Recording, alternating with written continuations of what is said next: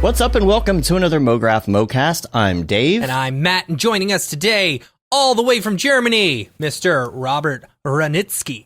Hello. And Mograph is a supplement to our site, mograph.com, which is a motion graphics tutorial site with tutorials, plugins, podcasts, and other Mograph stuff. And on the show, we talk about everything ranging from motion graphics to Cinema 4D, After Effects, plugins, render engines, doing business, doing taxes, being a contractor, or working for the man. You can email us info@mograph.com. Let us know what you think about the show. Questions, comments, concerns, queries, grievances, show topic ideas, artist suggestions. We're up for anything, noob or expert. Hit us up, ask the question, and we'll do our best to give you terrible answers. Yep. Like this one, we got an email here from Kevin Rupp. Yeah, I was just about to ask if you were going to talk about Kevin's email. Yes, it starts out, have you seen Breaking Bad or The Wire? Oh. No, just kidding.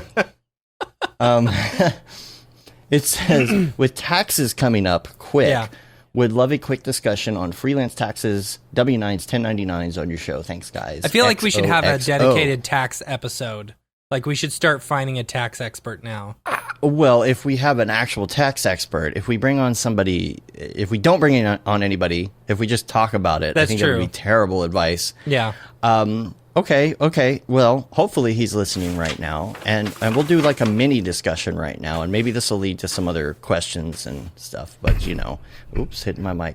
The finger thing means the taxes, right? So we're coming up on tax season, and the thing is that this changes depending on what country you're in. So and even what state you're in. So what I can tell you a little bit, if just in general, because it wasn't a very specific question, but W-9s, 1099s. 1099s, you have to give to your contractors, right?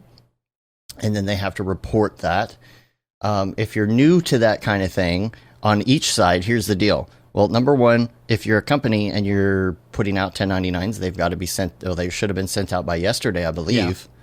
So our 1099s we sent to our contractors and to like our instructors from mograph.com and whatnot. And then those people have to report that money on that 1099 and we report that money. And there he is. Phil, why is tax? Yes. Here's Kevin. Maybe he can expand on the questions or whatnot. Now with those taxes, you are responsible for keeping track of those taxes yourself and paying those taxes yourself. I'm kind of curious, Robert, like what is that situation like where you are? Do you have the same kind of system when it comes to keeping track of contractor fees or? Well, hello, I just can't hear you. I'm just kidding. No, it's actually, I did hear you quite well. Hello again. I just, man, I wish I didn't hear that question because that topic, like I said, I have the stuff floating around. I just opened it yesterday. I pulled it out of my letterbox from the studio because I haven't been to the actual studio for the last 6-7 weeks. So I went there a week ago and I emptied the mailbox just to see what is in there. And I waited a couple of days to open it because I was scared. So taxes is, of course, a huge thing in Germany. I mean, we pay a humongous amount of taxes. Like income taxes is around, it's about between 35 and 45% roughly. Wow. So it's a lot. So you have healthcare though? Yeah. I mean, healthcare and everything. I mean, I wouldn't complain. I know where the money is going. I hate paying taxes, but I have to pay taxes, obviously. So, of course, you pay the taxes, but at least I know what you get for it. In Germany, the social system is pretty good. You have healthcare. You have something that's, when you get unemployed, if you get laid off, you get some money. You get pension. I mean, even it's just a little, so everyone should put in his own or her own money into a pension, into a private pension. But generally speaking, the social system in Germany is really good. It's probably one of the best. So I'm happy about that. And of course, you have to pay for that. And of course, the other thing is if you just go out to the streets and everything is pretty clean and, set up, and you can go into the outmost suburb in the middle of nowhere and still you have paved roads and electricity and everything, So it's you know where the money is going. But then again, yes, it's a lot, and it's also a lot of pain to keep track of taxes. And in fact, I've just switched my what do you call it, tax consultant, and so that's a whole lot of change coming in. And you know, my new tax consultant, I've known this. We're almost friends. You know, I've known him for about 18, 19 years now. And he has his own little firm now, and he takes care of that. And a lot of it is done electronically now, versus my old tax guy who like had to use envelopes, put in the invoices, send them to him, send stuff back and forth. It was ridiculous. And now, hopefully, everything will be a bit smoother and electronic. But yeah, I'm always in an anxious moment whenever I have to do my taxes. I'm like, yeah. Don't talk to me. How you know, much I'm is like, going to have to be paid? Yeah. I berserk. But do you have to pay in Germany? Do you have to like manage your own taxes for contract work, or is it automatically taken out when you do contract work there? How does that part work? Well, usually when you write an invoice, let's say you write an invoice of €1,000, or let's say $1,000 for that matter, you always put tax on it, right? So the tax used to be 16%. They reduced the tax in Germany starting from July to December from 19 to 16, so that things are cheaper if you buy them privately, you know, to support the whole Corona situation. But now it's back to 19. So whenever you put in an invoice for €1,000 or dollars, then you add 90% on top of that. So 1,190, that is. So that is what the client will pay you. So you have to make sure that the 190 extra, the tax money, will go back to the tax, you know, to the state. Or let's say if you buy something let's say you buy a camera that costs 1,190. You don't have to pay the 190 for the tax, because basically that's the tax part that you don't have to pay, because you only pay the actual €1,000 for that camera, so it equals out. And depending on how much you spend, sometimes if you get more tax in, let's say you invoice 2,000, so that would be 2,380. So the 380 would have to go to the taxman. But if you buy a camera for 1,190, only half of the tax has to go to the taxman, because then you can keep the other 190, because you just purchased a camera that is used obviously for business purposes.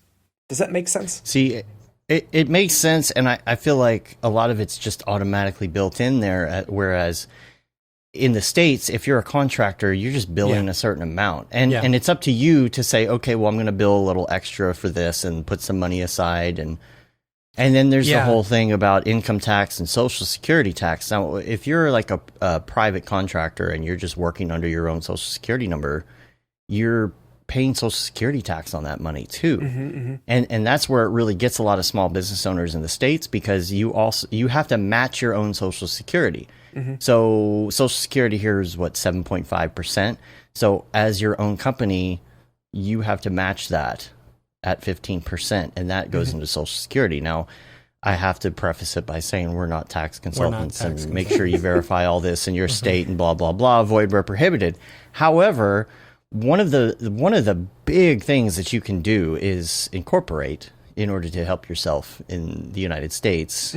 Even if you're just a contractor, because if you become like an S corp here, then you're paying yourself. They're not actually dividends, but they're like dividends. You're paying yourself, and you don't pay Social Security tax on that money that you make if you do it that way. So if somebody's paying your corporation, then at the end of the year you get a form that says, here's how much you made, the taxes pass through to your personal income, and you pay income tax on that money, but what you don't pay is Social Security. So that 15% can go away, or you could set aside that 15%, and you could use that to like for your own retirement account. And that works a lot better. That is something hopefully that will help some people. I know some people don't realize that, but that's the one thing when it comes to even setting up something new. For example, I'm working on a class. It's taking forever. Matt is just starting to work on a class, and we're talking about, okay, well, how are we going to get paid from these classes? Because we are going into this as an instructor, just like the other instructors are. All Mograph aside, you know, right now we own a production company over here. We own Mograph over here. And so our money is coming in from doing production company stuff. We've got Mograph money that's being set aside and going into future developments. Yeah. So if we're doing a class, it's like, okay, well, if that company is going to pay us $10.99, then all of a sudden we got all this Social Security tax we got to pay for. So it's like, do I want to start another S corp on top of the ones we already have, so that I can, like, you know, move the money in there and not pay all the social? You know, it's you know, it's the U.S. all this stuff is made, you know, with. I like the idea of, like, when you're sending out an invoice or something, automatically adding the taxes on top of it. Like, people get used to, you know, okay, this is your day rate, but I'm going to need to add a certain amount for taxes, you know. I mean, there's two different sets of taxes. There's 90%, there's 7%. So, for example, for usage rights, it's only 7%. And there's also different tax forms for, I think, food is different, and hotels is also different. So you might have an invoice that has two different sets of taxes, and you have to split them out. But technically, it's 19 and 7. Whereas in the US, as far as I know, you have, every state is different. Every tax, city right? has different tax. Sales tax. Like, for example, ours is 8.25. You know, and then you go to the next city over, and it's like 7.5. Like, but then there's also certain industries where that doesn't apply. Yeah. You know, in our industry, and also if you're, well, it's not as much now as it was before, but working out of state, you didn't apply any of that at all. Yeah. Now you kind of do, like, especially like Amazon and stuff, they charge. The problem in the States with using, with just adding that tax, like, let's say you're a contractor, you're billing $1,000, right? Well, you can't say, I need to add in $300 for taxes. Yeah. Because it's not officially set aside, right? So you then put out an invoice for $1,300. You are responsible for the taxes on that $1,300. Yeah. You know what I mean? It has to be an official government thing for you to charge that and pass that money through, or else you're just charging more, and therefore paying more taxes. It would never end. You know what I'm saying? Does that make sense? It's like, for example, like, you know, we do a little bonus around tax season sometimes, you know, to, like, help us pay our taxes. Right. But then we also have to tax ourselves on that. So it just slowly gets more and more and more that you've got to pay every year. But you know, it seems like you don't have to lay open your taxes, you know, because I know certain people in the past didn't have to open up about their taxes. So yeah, totally. I'm paying taxes, I swear. The thing about taxes too, as a contractor, is that you are supposed to be paying quarterly. Now, some people do that and some people don't. It's not the end of the world. You do get penalized, and so a lot lot of people depending do on that. how much you I'm make, the type it may of person, be nothing. You know, and I just can't do. I have a hard enough time doing taxes once a year, let alone I just cannot get my. I mean, I'll pay the penalty. To speak of experience, here in Germany, it differs from your income. So depending on how much you make, like in the beginning, you can do it annually, like once a year. You collect everything, you set it off, and then you have to pay. And then, but also depends on the business form that you have. If you're a freelancer, or if you're like an incorporated, or if you're just like a single person company, it's all different. But then it can go from annually, like once a year, to quarterly, to monthly. And for me, it was annually, then it was quarterly, and now it's monthly. And at first I hated it, because like every month I have this, you know, this nervous big breakdown of having to It's like a day where I cannot be creative. You just have to be angry the whole time.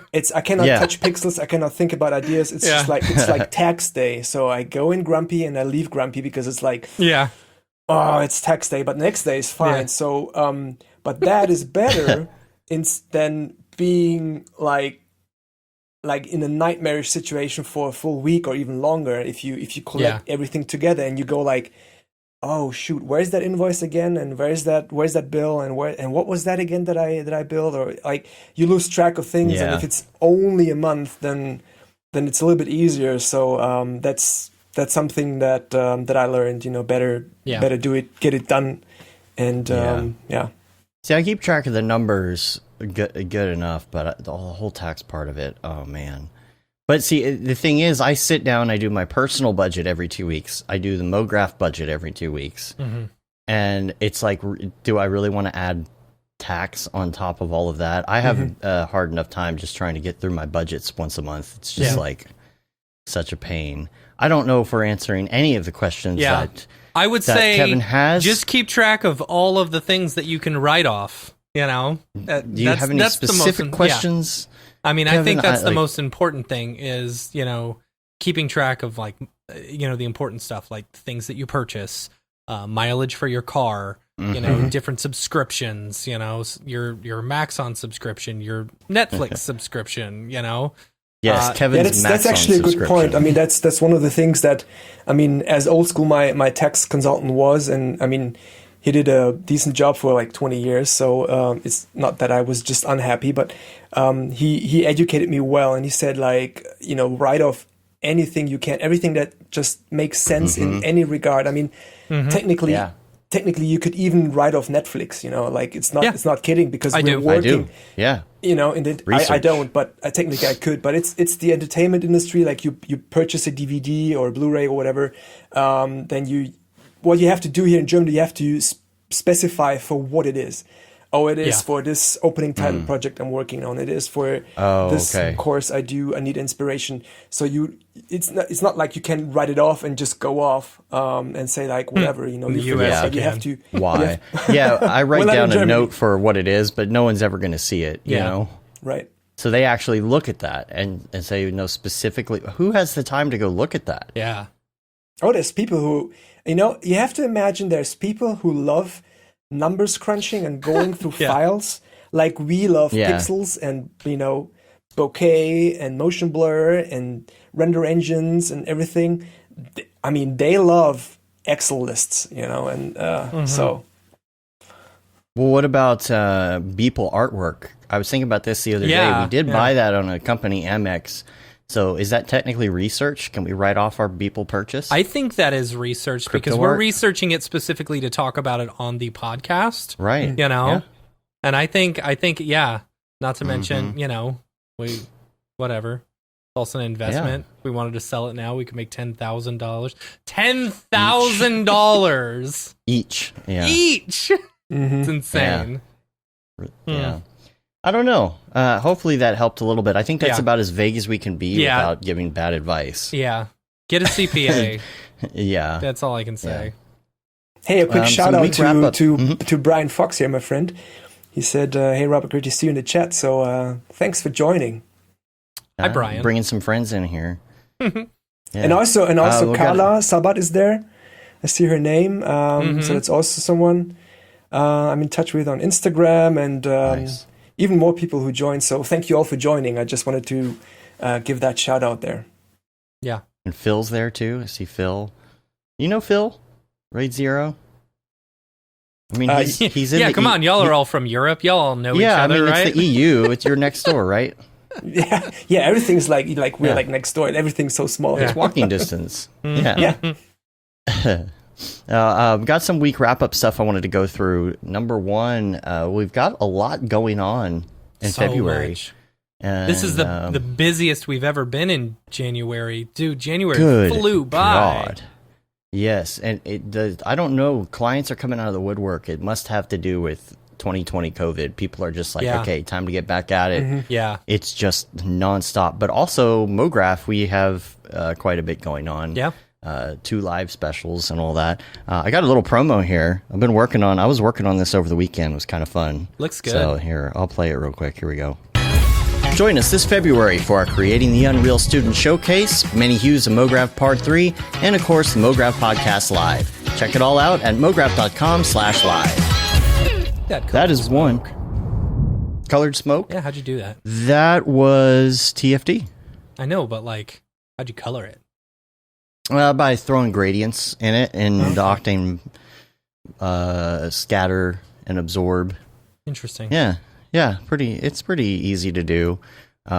It's one of those things where you have to play with it a bit to get it to look right, but once you do, it's like, okay, it's good. Don't touch it. Yeah. You know? I couldn't do that. And yeah, it looks it looks pretty good.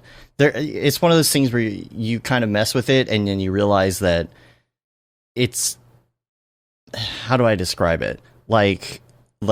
You touch a setting and it looks like garbage, and so you like undo it, and you're like, okay, as long as I don't touch these settings even at all, like even by 0.1, it's gonna look okay. And then at that point, it's like, I don't want to redo my sim. I don't want to change anything. I want to keep locked as cache, because I feel like I'm going to change one setting and it's not going to look good anymore. Yeah. Because it took me so long to get it here. But no, that was just me experimenting a little bit with stuff. You know, had a little, for once, creative streak about me. So I ran with it. But we've got, it's a short month, and we've got way more than usual this month.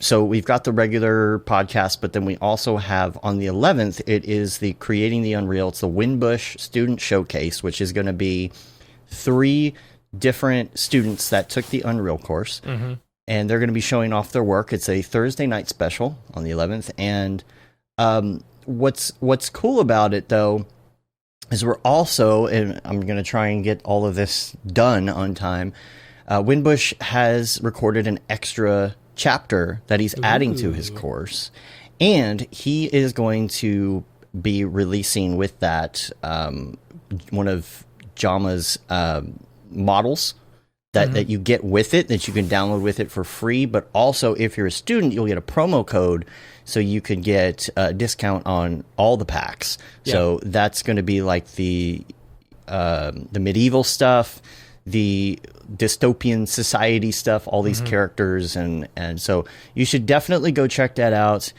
We're going to be doing some other promos and things. We've got the different artists that are going to be featured, or students who are going to be featured from that.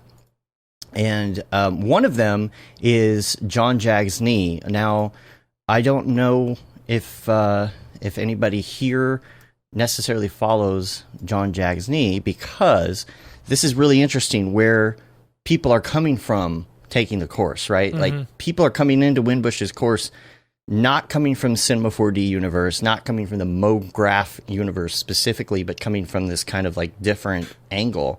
So John Jag's Knee has a YouTube channel and has some tutorials for Premiere and After Effects and maybe Unreal. I'm not sure. But he's been getting into all these different things, you know, and coming into this industry, looking at it like not from a C4D perspective, but just a motion graphics perspective. And so, you know, he kind of jumped in with Unreal, and then, oh, what's this Cinema 4D thing? And I think it's interesting to see this take, approaching the software coming at it from a different angle. So make sure that you check out John's channel, especially for anybody who knows people that are looking to get in Premiere for the first time, After Effects for the first time. It's kind of like beginner stuff, but I really, really like Jags's style, energy, lighting. You know, he's really good at like the camera, the lighting, all of this stuff. And I'm just looking. The first time I saw his channel, I'm like, man, like more people need to be checking this dude out. So we've got it's not really a testimonial. It's just kind of a video. It's kind of a student spotlight thing that we're going to do with some of these students as these come in. So I do have one here right now that we could check out from Jags. And it's a couple minutes long, so just sit back and relax and watch here. And we'll be back in a second.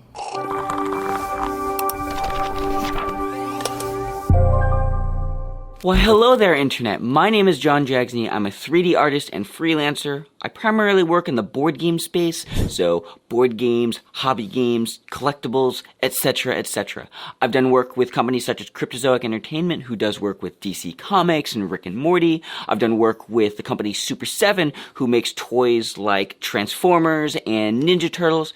And my latest work has been with Ultra Pro. If you're familiar with that space, they make sleeves and playmats and trading cards for all the board games related things, and my latest work with them has been using the Unreal Engine. Some of my favorite projects I created with them are this Jurassic Snack board game commercial. Jurassic Snack, to eat or be eaten?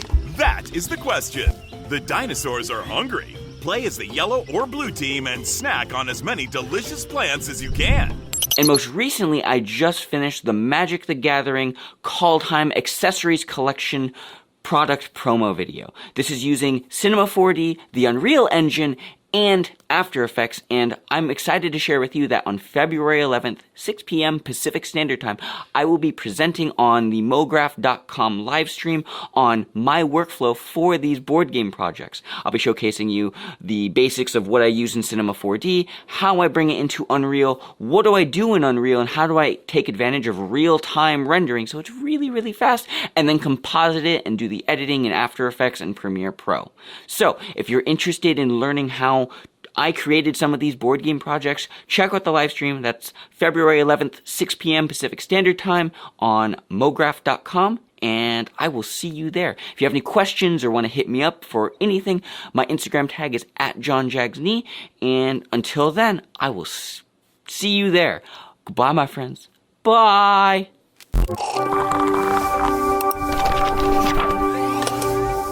Jags is super dope.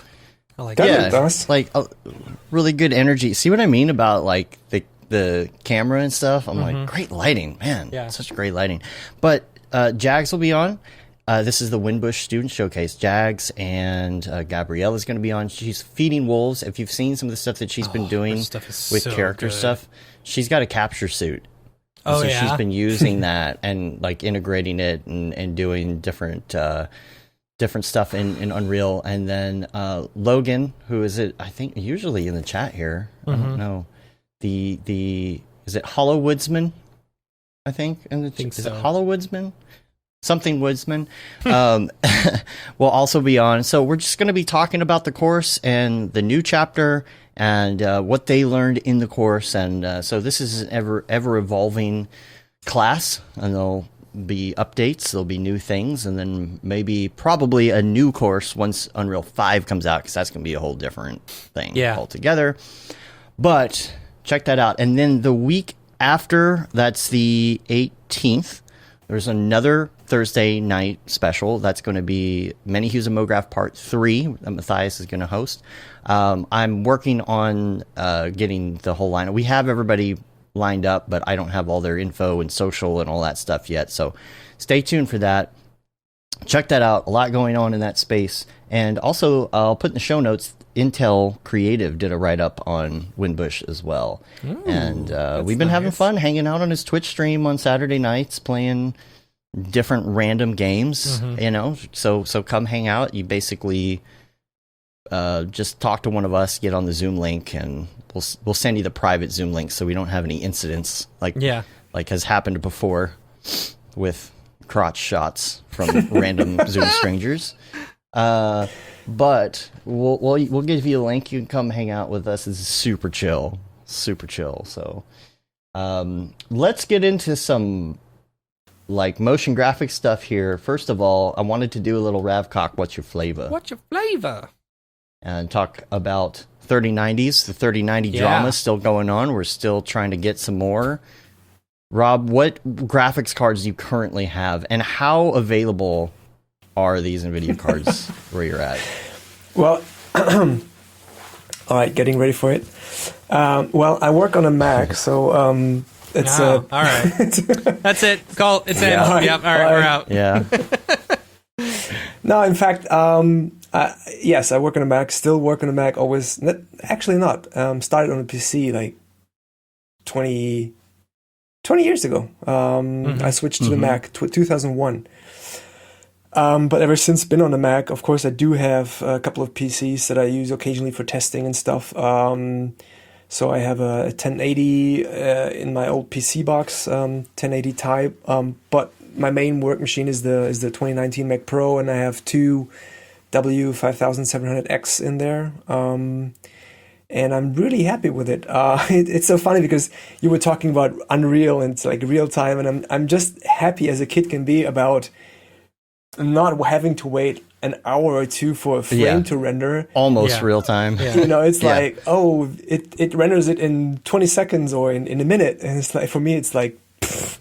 So, I'm still happy. And, that's, I'm learning Redshift and, been toying around with Octane the last 2 months. Now I've licensed Redshift, I think, whenever it was released, like in open beta. I think it was mid-December or early December. And I was just playing around with Redshift a lot lately, and as much as time allows. I mean, not on commercial projects right now, but that's what I have. How is it on the Mac? Because I haven't heard anyone talk about Redshift on the Mac, besides that the open beta was there. The thing is, I don't have any comparisons, so I haven't used it on a PC, so I can't say it crashed. It crashed maybe twice. I'm not sure if it was because of Redshift or it was because of Cinema or random error or anything. But I've rendered a couple images, a couple of sequences, and it didn't crash on render, which is good. It crashed on some weird behavior when I was resizing something and moving the camera or rearranging the workspace. Sounds about right. But so far it's been really mind blowing, to be really honest. I have this discussion with my friend Max, who I share the studio with, and I mean he's a PC user and he's a fantastic artist and a fantastic guy and friend. And we always fight each other. Like he goes like, yeah, Macs are like, Macs are crap, and I go like, yeah, PC suck, and Windows and blah, and I don't know. And so it's like a friendly fight. But he's obviously on the PC side, and he has a lot of experience with render engines like Arnold and Octane and Redshift as well. So he's been teaching me a little bit, and another friend of mine who's also very familiar with the PC side of things is Can Erduman, and he told me a few tips and tricks on Redshift. And for me, it's like I always try to be like it. Like I said that in the stream for Maxon in December, when I was talking about the latest project of us on the 3D Motion Show. I spent some time talking about how I try to look at the render situation and the side of things. Although I love my Mac and I love working on a Mac, I still believe that it really doesn't matter what you are using as long as it gets the job done. You have to be. I agree. Yeah. You have to be happy with the device, with the software, with the plugin, whatever. And for me, I mean, I like it, but I try to unemotionalize it. I try not to get too much into it and too crazy about this bug is not fixed and this sucks and that sucks and this is faster and that is faster. And like, I mean, other people can do fantastic art with that. So that is what I look at. That's what I go at and say like, hey, if there's other artists that can create a fantastic image, picture, still, film, whatever, so should I, right? So whatever means necessary. That being said, of course, you have to use what makes sense. For example, I understand that you have more iterations if you use GPU rendering, for example, or if you work in real-time environments, because then you can have the creative juices flow faster, because of course you don't have to wait, I don't know, a minute, an hour or whatever until you see the result. But you adjust something, you see it, and you go like, oh no, okay, that's not it. You try something else. So that's obvious that if you have anything that's fast, you can be more productive. But then again, fast is always relative. Let's take that Mac PC example, and I think that's also something that Nick might relate to, knowing him and also listening to his past few discussions about going to PC and having a Mac. And I mean, the Mac is certainly faster in a lot of areas, like encoding, and if you do video production and stuff like that, it's super fast. Premiere, Final Cut, and all these tools are really fast. Then again, I have terrible time with Adobe products on my PC.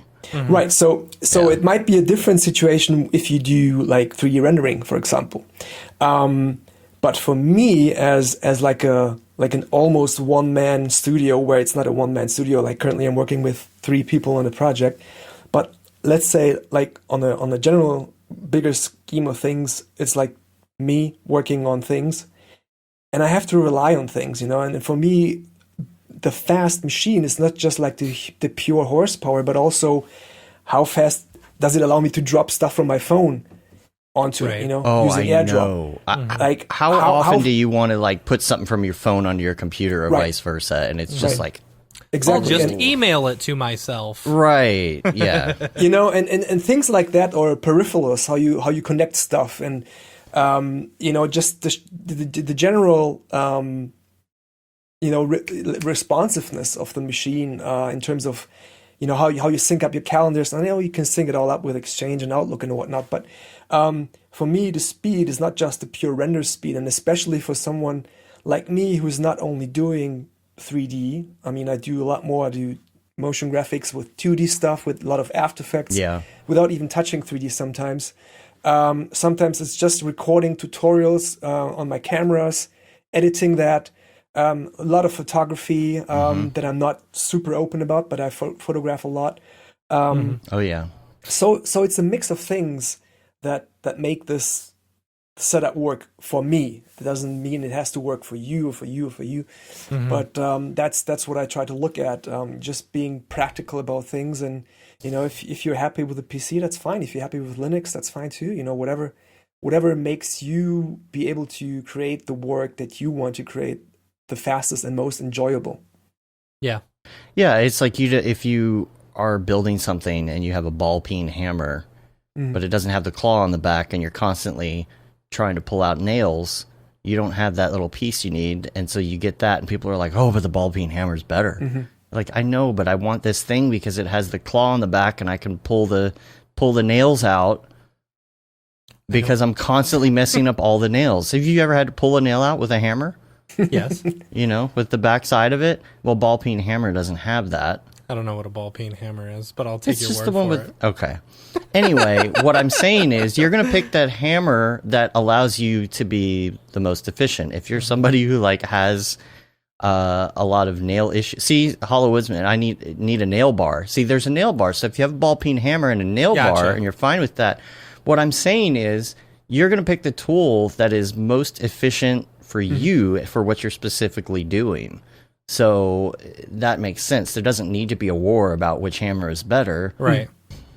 It's the same discussion we always have. But if you're curious about render engines, go to whatrenderengine.com and check that out. Best render engine. Best render engine. Or we have both, I think. I don't know. I mean, but at the end of the day, what I learned, or I'm still learning, is what is even more important than having this or that tool or this or that machine or whatever is about your eye and what's going on up there in terms of absolutely understanding what makes a good image.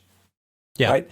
I always tend to say, whenever I'm on any show, like real show, when you actually talk to people in front of people, not on the internet, but NAB or SIGGRAPH or any other shows, and you talk to people. I always say, I'm not the best in Cinema 4D. Actually, I'm pretty whack in Cinema 4D. I mean, I know my way around, but I can get things done. But I mean, there's way many more people who are a lot better than I am, and I'm fine with that. But what I know is how to be smart and clever about using tools like Photoshop and After Effects in conjunction with Cinema 4D to create the image that I want. And that is even, faking stuff until it looks good, and, adding blurs and aberrations and all the imperfections, and understanding that an imperfect image is sometimes actually a perfect image. And at the end of the day, if you don't know what you're looking for in terms of as a result, then all the best software or hardware is not going to help you to do that.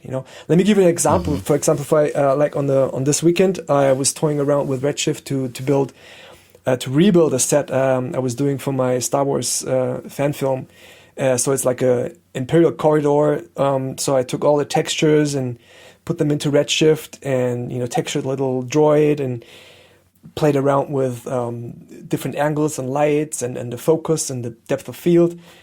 I knew exactly what I wanted to see, and I was just clicking buttons until it worked. And the fun thing is that it took about 1 minute and 20 seconds to render that. I've shared that on Instagram, on my stories, and on Twitter.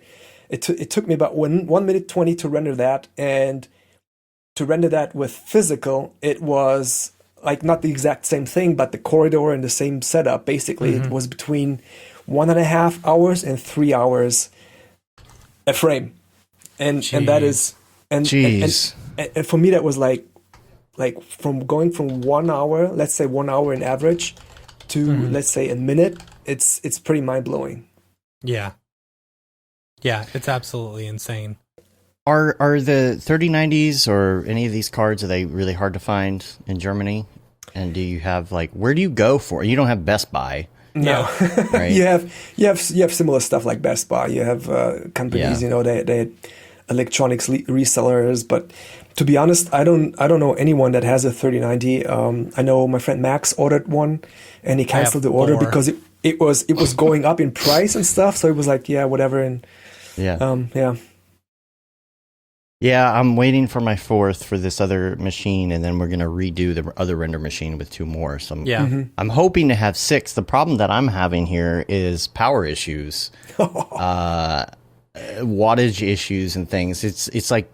It's a chain reaction of issues, because you put in the 2 3090s into your machine. What happens? Okay, you're going to need a bigger power supply. Yeah. Because it's not quite high enough wattage. And apparently, you're supposed to replace all your cables on your power supply whenever you get a new one. I just found this out yesterday. So you mean with the ones that come with it? Yeah. Now, I have used the same ones before, but it was literally the exact same brand. I don't know. I got reamed on the hardware channel in Slack for not doing that. So luckily, I'm good now. I'm good now. The good thing is that you don't need a heater. I know, right? Oh, yeah, but we're in Texas. It's 60 degrees right now, Yeah. 60 I gotta run Fahrenheit, the air in here, and even though it's 40-something degrees outside, yeah, you still have to run the air in this office.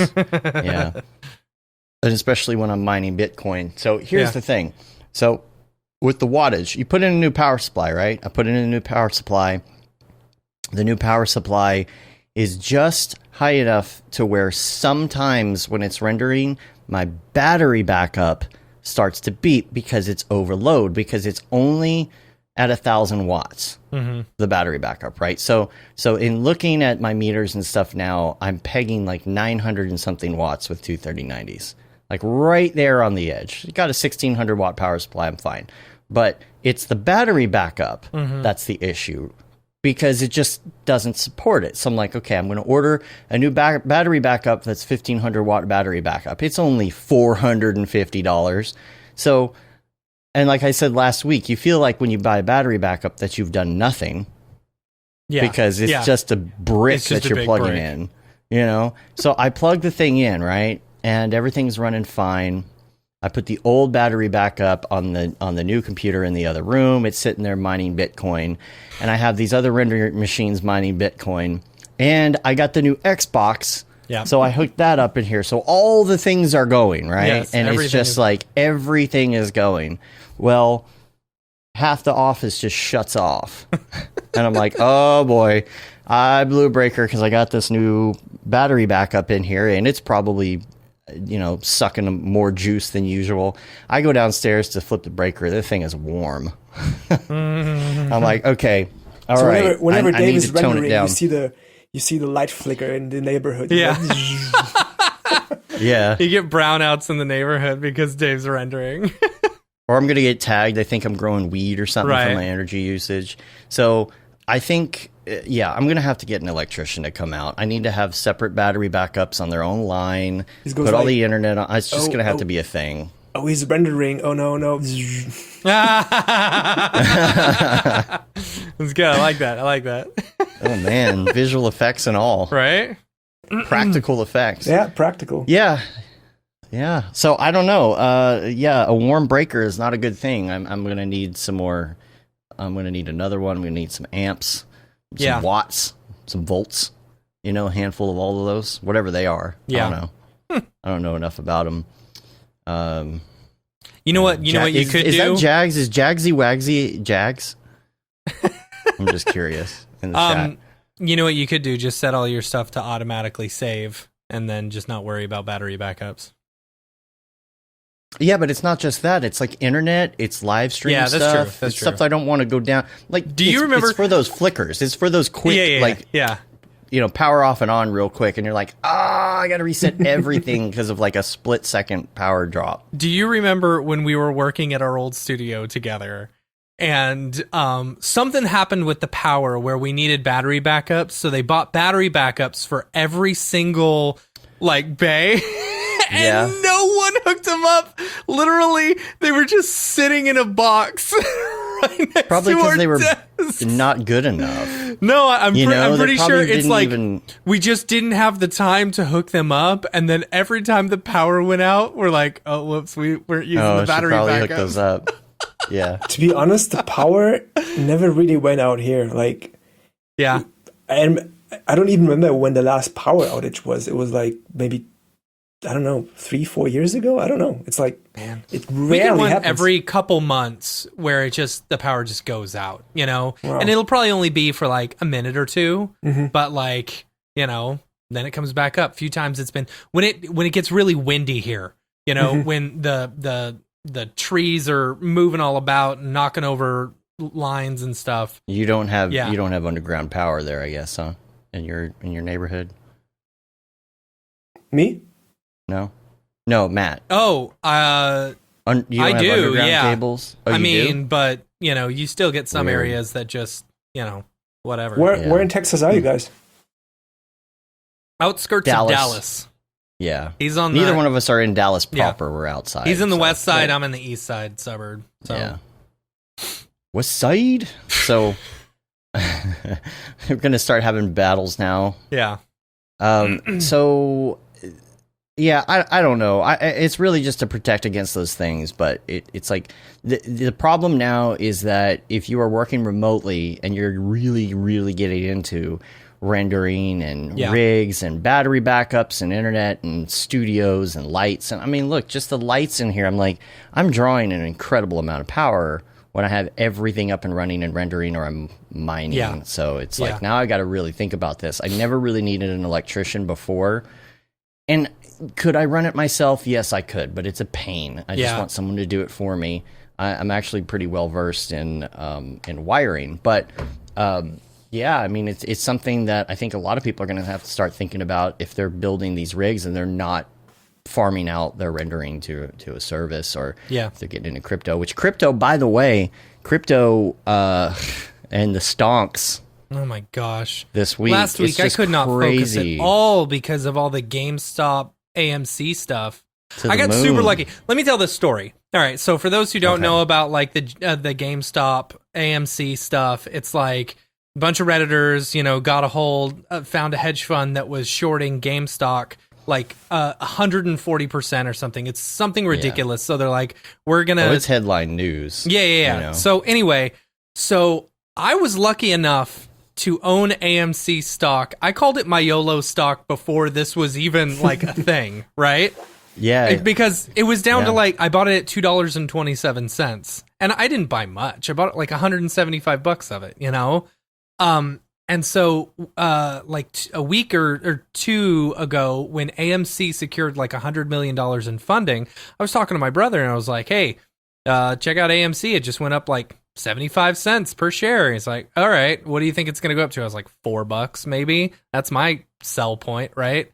He's like, all right, I'll buy 1,000 shares. So he spends $3,000, on 1,000 shares of AMC, and then Reddit gets a hold of it, and it's like, So he sold the maximum amount. He ended up making like $16,000 in like a week, and I made $1,000, which I was really happy about. I mean, it's all just my kid's college fund.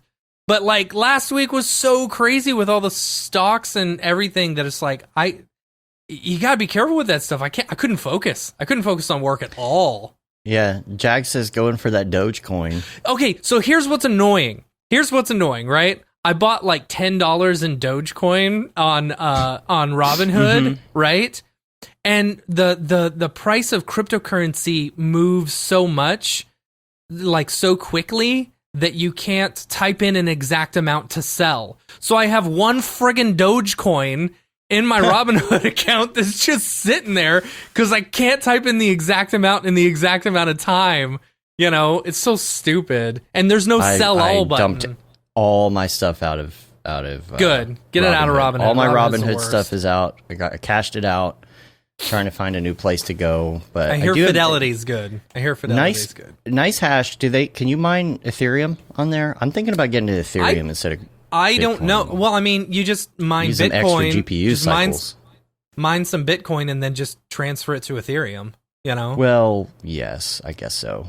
I'm so not in this game, I must admit. Yeah, sorry. It's like, for me, it's like yada yada whatever. It's like it's just something to make money using your GPUs when you're not using it. I mean, I haven't rendered anything in how long, like since December, November maybe, you know. But I've been mining. I made $500 in mining, you know, Bitcoin last month alone, and that was only only turning it on whenever I'm done working, you know. So, and that 500 in crypto can turn into God knows what. It can turn into a million, $10,000, $1 million, right? or $0, depending on what's going on. And the price of crypto, the price of Bitcoin is really high right now. You know, it's been going up and down in between like 31 and 38. You know, and at that point, it's very profitable to just set your computer up and go. You know? Well, Bitcoin does seem like the canonical, this is the cryptocurrency, right? But Ethereum always, you hear, Doge is, I get Doge, but it's still kind of a joke, in general. But when it comes to Ethereum, I feel like that's the second place. Yeah. That's the second place crypto. And there was a School of Motion podcast that I recommend everybody listen to. Beeple was on the show right before he did that drop. Yeah. And then he was on School of Motion after the drop. So it's interesting to hear the before and what after. Happened since then. And so there was a lot of talk about crypto. It was a great discussion. I don't usually listen to a lot of motion graphics podcasts, but Arya was like, you got to listen to this episode. So I was running yesterday and I just put the whole thing on. Yeah, so check it out though. But you'll learn a lot about crypto. A, B, you're going to learn about crypto art, and C, it really makes me think about Ethereum. Yeah, really makes me think, because Ethereum. What Mike was saying is with Ethereum you can attach stuff to that token. That's why all this stuff is. You can't attach like a link to a video, a link to a photo, or something on the chain on the blockchain with Bitcoin. You have to do that with Ethereum, and I really like that concept, and I feel like Ethereum is I think Ethereum's going to get bigger for sure. I definitely have to learn more about that, but I'm kind of like seeing it from the outside. I just don't have the time and energy to like really dig into that and really know my way around what this is all about. I mean, I know the general principle a little bit, but I mean, there's controversial stuff I read. I think like last week or so, there was an article about the impact in terms of how much energy it takes to mine. And, I mean, that's the thing right now. That's something where I just go like, wow, is it really worth it? I mean, looking at the world and the place we are in right now, like, okay, I don't know. It's something I really have to consider and to look at as well. I mean, it was like, I think it also had Mike's, how much the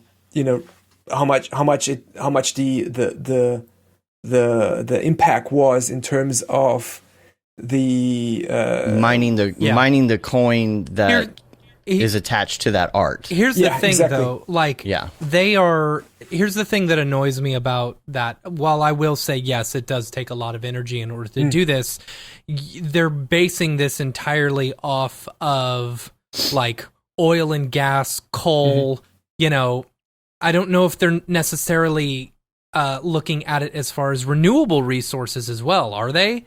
Because like for me, for example, all of my energy that I buy is all off of renewable credits. You know, in Texas, we're lucky enough to where we can choose what electricity company we want to go through, and we want to pay specifically for, you know, renewable resources. So we get that choice to choose only renewable resources, you know, and that's exactly what I'm doing. So when I'm mining Bitcoin, you know, I'm not having that worry that I'm destroying the environment because I'm burning coal and oil and gas and whatever. It's like I am using a renewable resource, you know. So I feel a little bit to me, though. Better about that. I don't know. We have the power to choose the provider here. Yeah. Right? But the actual service is provided by one company. Well, okay, so how does that work? You have to because purchase... they're not using wind power. Right. Well, they purchased credits, right? In order to... They purchased the credits. So if you're saying, I want to be only renewable, if every single person who in Texas said, we want only renewable... The companies that are providing the energy have to buy the renewable credits from the people. So if everyone says it, then they're only buying renewable credits. They're not buying, you know, coal or oil and gas. So all the electricity will be run, you know, on renewable energy. So when you mine specifically, yours are being mined with energy from wind power. Yes. People have to actually resources. So all the energy that I spend, my provider, Encore, has to say, all right, we need to purchase this many renewable credits, you know, in order to, you know, pay for his stuff. But crypto art, when it's attached to a token, that token wasn't your token, so it was mined, and that's the controversy right now. It's like, oh, crypto art is bad for the environment, and my question is, aren't those tokens going to be mined anyway, even if you're not buying crypto art? Because it's admirable that Matt is conscious about that and has this, you know, environmental awareness about the situation. But then again, there is so much that is being mined. How does the vast majority of it look at it? You know, is there any awareness about that or not? Yeah, and like it's going to be, because it's not crypto art's fault. It's not crypto's fault in general. Yeah. So these tokens, it's going to be up to the people who are mining to find the best sources. Yeah, for their energy. That's all I can. My energy is super cheap and it's renewable. I feel pretty good. People are going to shut down crypto. Yeah. But then again, what do you, in terms of crypto art, like I said, I don't have expert knowledge on this, so my opinions are solely based on the little that I have observed on social media and on you know, like what you can read about in news and stuff. But like I've seen fantastic output. Like people's output is you know, all you can say is congratulations and well deserved. You know, hats off. Yeah, that's a no-brainer right there. I mean, Mike's been doing this for how many years? Like it's ridiculous, and you have to admire that. So well deserved. But then again, you have crypto art where you just go like, and again, I don't want to be the judge of deciding what is art and what is not. Right. But when you look at some of the stuff, you just go like, okay, some of these are maybe just in for the, you know, quick buck. You know, I just throw in a cube, add light, and I don't know, add a glow to it, and that's it. That's I'm art. 100% with you there. You know, it's like, I mean, I don't know. But the thing that Mike brings up in this podcast is art. I mean, you know, art is like a subjective thing. It is, yeah. Totally. So that's the first, because EJ is on that podcast as well, and he's talking about the things that Matt and I are constantly chatting about with him in text, like, you know, what's the deal with this crypto art thing and all? We're constantly discussing it. And he brings up that whole fact of like, you look at some of this art and you're like, what is this stuff? And what's going on is there's these people that are in the crypto scene, right? Not crypto art scene, but like crypto everything scene. Okay. And you got these art collectors as well. They're not in our scene. They don't know Mograph. And like what he was saying was like, they don't know who Ash Thorpe is. Okay. and these crypto people who are looking for things to invest money in and take chances on, those people are coming and buying this artwork. They don't know who Ash Thorpe is yet. Yeah, they don't know who the big players are. Right, because it's coming. So there's these other people who were creating this art who were not in this scene, you know, or putting stuff up that, again, looks like Microsoft Paint or whatever, but it is subjective. So it's starting with that stuff. It's coming in, just like we were talking like with Jags coming into the industry from a different angle than we did originally. It's the same type of thing. It's like these people weren't coming from Mograph and saying, I want to pay a bunch of money for this crypto art. These are crypto people wanting to get into art. Yeah, it's not the other way around. So it's, you have to listen to it that way. Just go listen to the podcast. Yeah, it's good. Let's just play it on the show. Yeah, we'll just play. Yeah, we'll just play the whole thing. It's really good. So and that's the part that I enjoyed about it, because he was able to explain now after the fact, you know, what he experienced and, you know, everything about the money and all of that. So so check that out. But you know, they did quickly touch on that power thing too, and it's just like, well, the power for crypto is going to be a problem in general. It's not the art that's the problem. It's the crypto that's the problem, and people aren't going to stop mining. It's not going to happen. So if you check that out, you know, Robert, I would suggest listening to that, and if you want to try it out, maybe get a nice hash account. It takes like 5 minutes and power it up and just play with it. I just built another computer this weekend, you know, to house all my extra parts.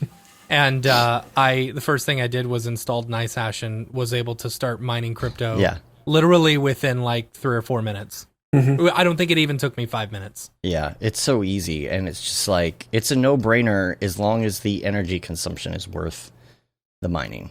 Well, I have a PC right here under my desk, so I might. Yeah, there you go. Let it run.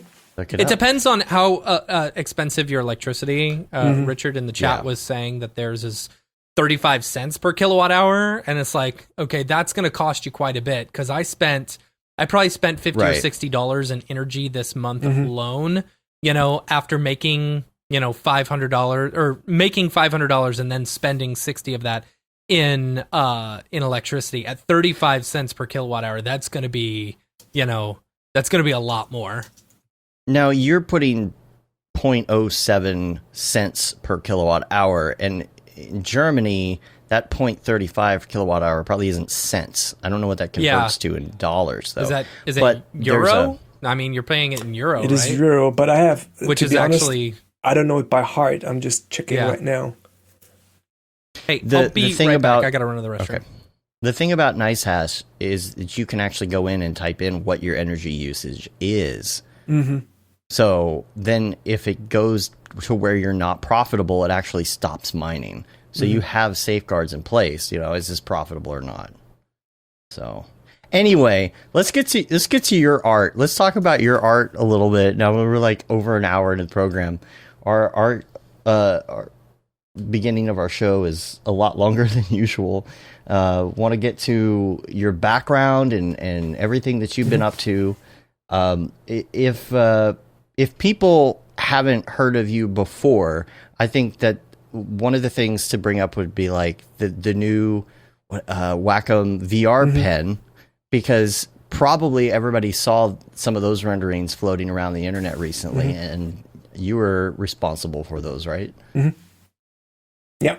So that was the Wacom VR pen. It's not an actual product. It's something that is in development, and I was fortunate enough to be trusted upon with this project by Wacom. And I have a long-standing relationship with Wacom for, I don't know, about 15 years now. Like I was going to say, I saw something this morning where you had been working with them for quite a while on one of your videos. So how it started was like I studied design, went to design school, you know, like all the classic stuff with drawing and painting. I always drew and always like to express myself, you know, built paper cut stuff and little models and painted them, you know, stuff like this, for example, you know, I just love playing around with stuff and being very intricate about details, like 3D models, but with real 3D models. And I always loved that. So design school, and then I was super interested in animation and film and Star Wars and everything, but I couldn't that was so abstract 20 years ago. Like, how can you imagine being able to do it and in something that looks almost like feature film quality on your computer? Like, it was just out of scope and out of range to just imagine that. So I went down with the regular going to design school, maybe designing logos and magazines and maybe a website, but then things evolved really quickly. And during my studies, I really realized that actually everything that moves is what my heart really is for. Everything that has the component of time and motion and sound with it, that transports more emotion is more interesting than just a single still image. Not to say that a still image cannot evoke all these emotions, but I just loved it so much. And I started with Flash and website design, and then moved to After Effects, and then it was like, oh, there's a tool called C4D, and you can do 3D stuff. And I was like, well, I didn't want to try that because I was scared of having to learn all this stuff that goes into that. Yeah. What school did you go to? And what was the training then? Was this before Cinema 4D? That was, what was Cinema 4D? I think it was version 4, 5, 6, something around that. Was this before you got into Cinema 4D at the time? Like, you mentioned Flash and everything else, so I didn't know if you were. I started with Flash 4. I started studying in 2001. I started working with digital arts and Photoshop back in 98. Or actually 96. So I was, how old was I? I was, that's about when 17, I was getting into Photoshop. 17, 18, as a young kid, more or less, in school. Yeah. And then, like the Photoshop 3 days. Yes, 3.0. Exactly. And then I started studying in 2001, studied until 2005. It was a classic communication design thing.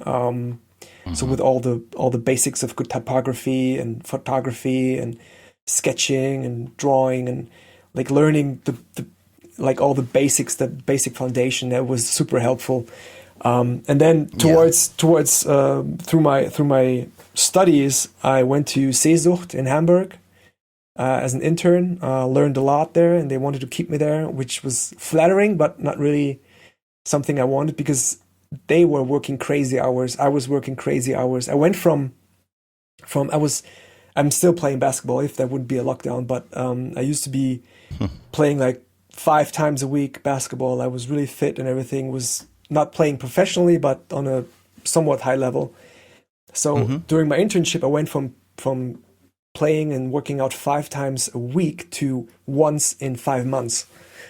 And that was just nerve-wracking. The relationship I had back then didn't work out because of all the work and everything. So it taught me a lot of lessons of what I don't want to do. I learned a lot, but also I wasn't super happy with the way things were. I was happy with the actual work, but in general, it didn't make me happy. So I realized that's not what I want to do in terms of being employed. So I went back, finished school, and then while I was working on my thesis project, I decided to make a short film, a 3D animated short film that I always wanted to do, and I forced myself to learn Cinema 4D in order to make my thesis film finished, right? So I had about 18 books or something. There was no YouTube back then. You could buy video tutorials on DVDs pre-GSG. and stuff. Exactly, yeah. It was crazy, and so I managed to pull it off and finished my animated short, and learned a lot of tips and tricks that I still use today. And after finishing, I always used the Wacom tablet. My first tablet was, I think I had it at 1999 or 98, I think, something like that. It was like this beige gray, not too fancy. I remember those. Yeah, small art pad. And oh yes, exactly. I do remember those. And I really like those the product, and it was very intriguing for me coming from being someone that was always sketching, always holding a pen, to translating it to a digital canvas, so to say. So I created a fake product promo for the Intuos 3 back then, and I just because I wanted, just because I was intrigued by the design of the semi-transparent glass-like surface, and I used it as a practice session for Cinema 4D, and I sent it to Wacom, and they loved it, and they said, "Hey, can we use this as a promo? We're gonna pay you." Wow, okay, that's nice. my first real gig. And then after that was finished, they asked me to create a proper paid project for the, what was that back then, the Wacom Cintiq, I think one of the first Cintiqs, I think the 13, the 10-inch, it was like the small one, and then for the 21-inch and so on. And this is how it snowballed into creating product promos and making product renders in C4D and After Effects. And I was always inspired by, for example, how Apple did it, like this clean white background and that the camera moves. And I was very, very much inspired by that, and that was kind of like the benchmark. But they were filming that with real cameras. And here's an interesting story.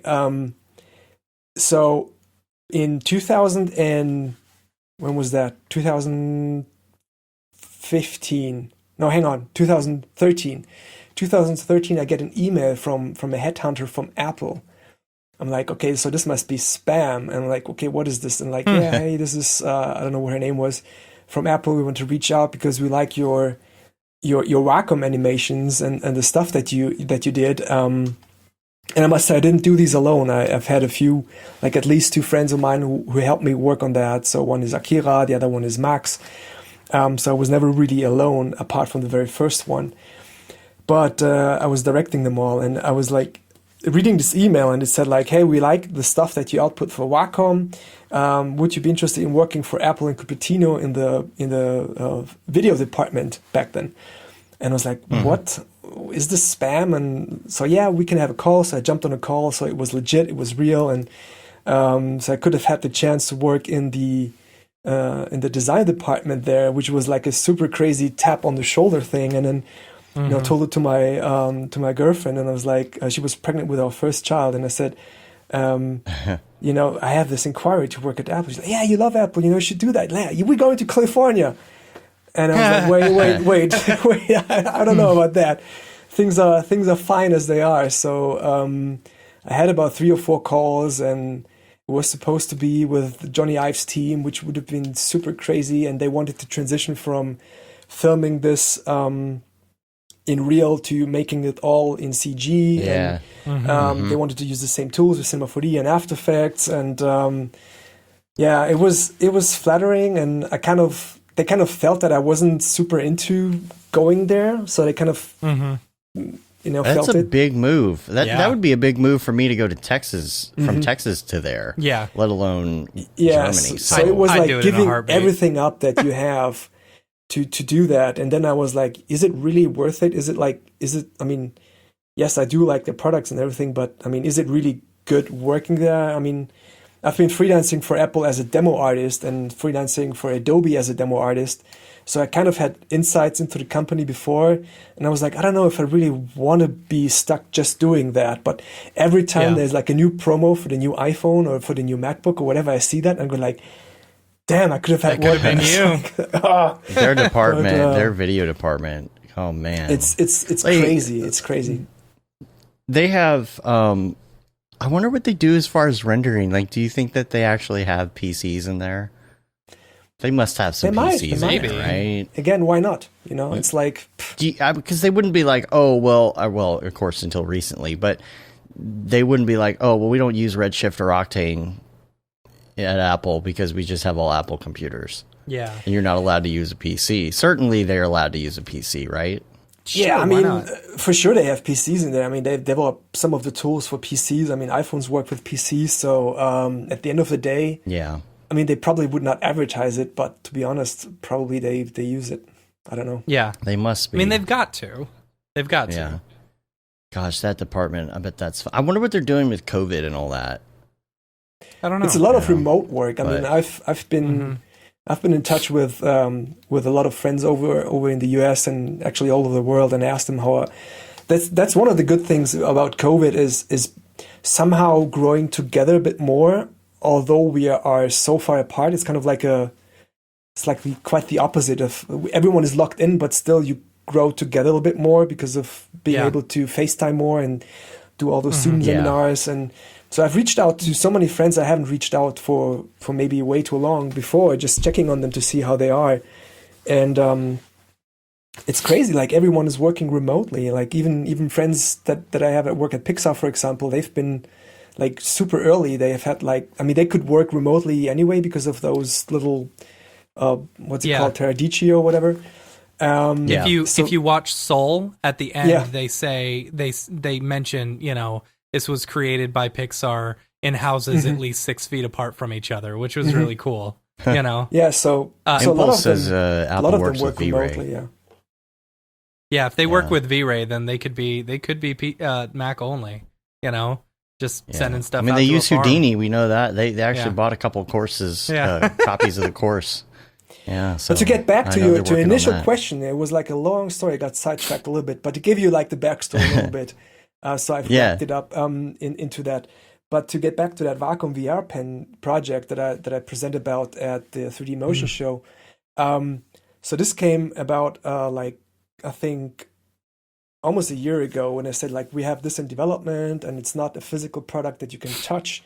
This is this idea to create this, and would you want to do a trailer? And they have some 3D designs that they created, the industrial designers, and I was like, yeah, of course, it would be nice to try that out and or at least to work on that.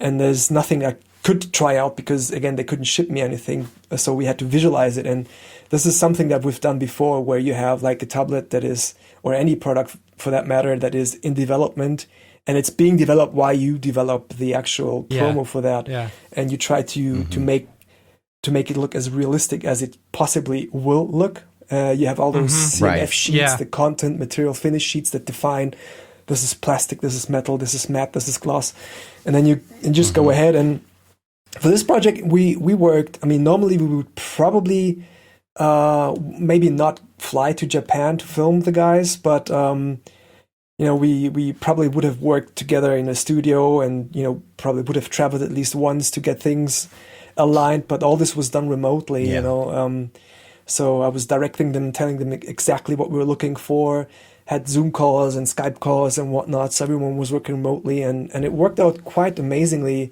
given that everything was done so remotely. I mean, it was a fun job and pretty much an open brief. So that's a good thing if a company trusts you to do whatever you want, more or less. I mean, you have some constraints obviously, but there's a lot of creative freedom, and so this trust is built up through years. And this is something I can always urge anyone to work directly with, with customers, instead of going through another hierarchy of maybe a studio or agency, but to have the direct reach to the people involved in the studio, so they can actually say, okay, this is what we want and this is not what we want. Right. And so when you were building this out and everything, did they give you any like CAD drawings or anything like that? Or is it all okay? Yeah, they gave us CAD drawings. We run that through Moy to make sure everything is cleaned up and nicely handled. Can be nicely handled in C4D. And then, we went ahead and tried to recreate it as realistic as possible, in terms of as realistic as we envision it to be. And, a couple of design choices of having transparent hands to see the product through it. Yeah. And a funny story about this. So this is the CEO that you can see right now. And we were thinking of having a voiceover that talks about it. Of course, yes, inspired by the way Apple does it, but Wacom has been doing it this way for years as well. So it's kind of like, okay. But then it was funny because we had a Zoom call, and then they said like, yeah, so the CEO is going to be on that call as well. And then they handed it over to me, and they like, so Robert, can you present this idea impromptu? So I was like, okay, yeah.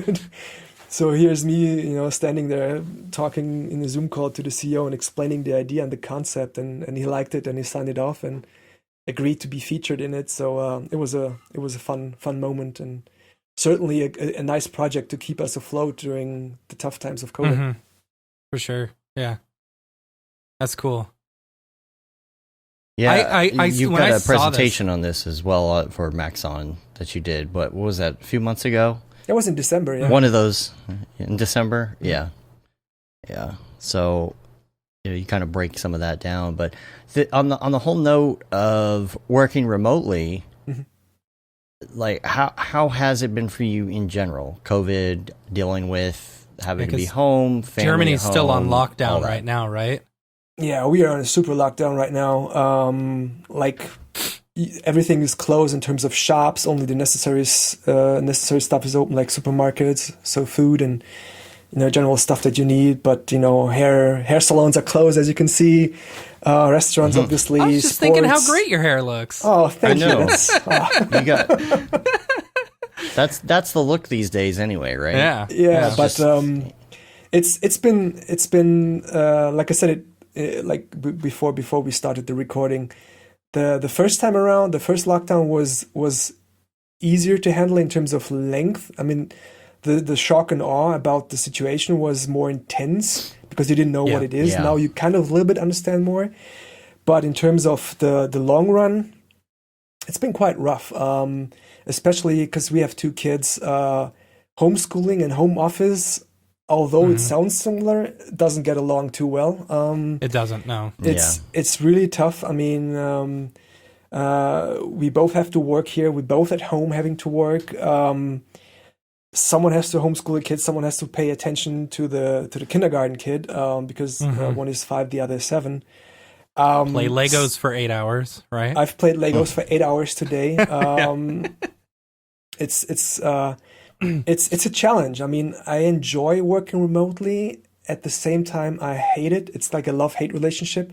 You lose the commute, which can be good because traffic is really heavy here in Munich. How long was your commute normally? On a good day, it's about 18 minutes. On a bad day, it's an hour. Oh, okay. Yeah. So it can be, on the worst case, it can be 2 hours to get there and get back. But I try to avoid the rush hours, so going either super early or going slightly later and leave late, or just try to manage my way around. I always use, although I know my way by heart, obviously, I still use Google Maps because it might be it'll just tell you this which day way is quickest, right? That all around Munich, although it's like 3 or 4 kilometers long, or it might be 20 minutes faster. So that's what I do in the morning. But as much as I hate the commute, it also gives you time to separate from home, right, to ease into work, listen to a podcast, listen to some good music as loud as you can, sing along. Yep. On a red light, people looking over, and you go like, yeah, whatever. And so that's something I miss but don't miss at the same time. So it's a mix of things. And of course, I mix the social part. I miss seeing my friends in the studio. So we have a shared studio, have our own room, but still it's like a creative hub with different people in there, and you bounce back ideas. You have a second, third, fourth pair of eyes that looks at it, gives you a hard time saying like, well, Robert, you can do better than this. And it's a little bit difficult right now, and thankfully the projects have picked up as much as as possible, I think. So we are pretty much swamped with projects. I try to get a few personal projects ramped up during the hard times of COVID, working on personal skills, artist skills to expand upon that and distract my mind upon from bad news and the craziness out there. So the work-life balance is really difficult right now. So how many people are in your studio? So right now it has been four people, but now it's Max and myself.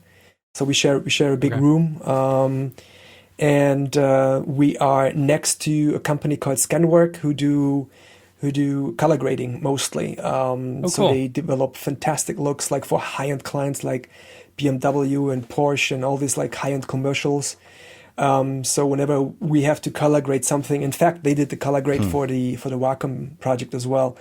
So we can bounce back a few things where we don't. I mean, of course, I can do color grading in terms of, the minimal stuff with Lumetri or Magic Bullet.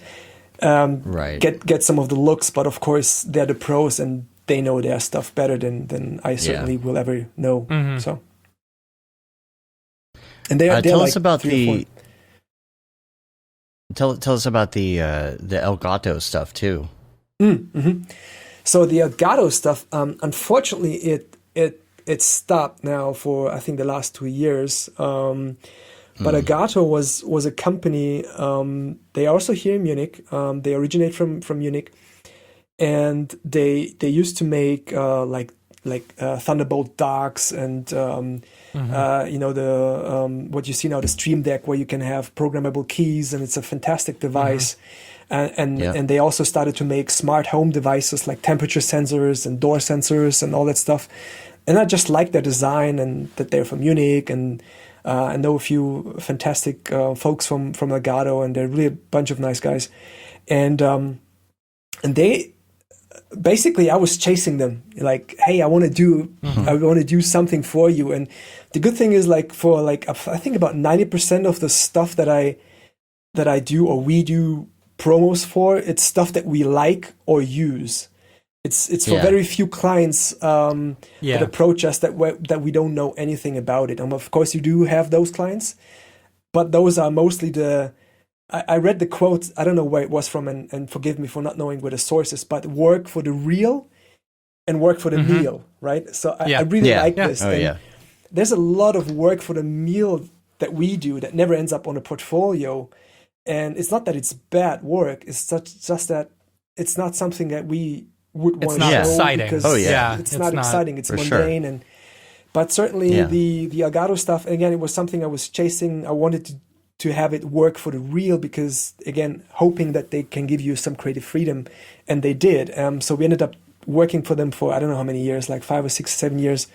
But then Elgato was fusioned with Corsair, right? Oh, cool. So they are part of Corsair now. So all their, like this mic that I'm using and all their game capture devices are part of Corsair now, and all the smart home stuff is now a brand called Eve.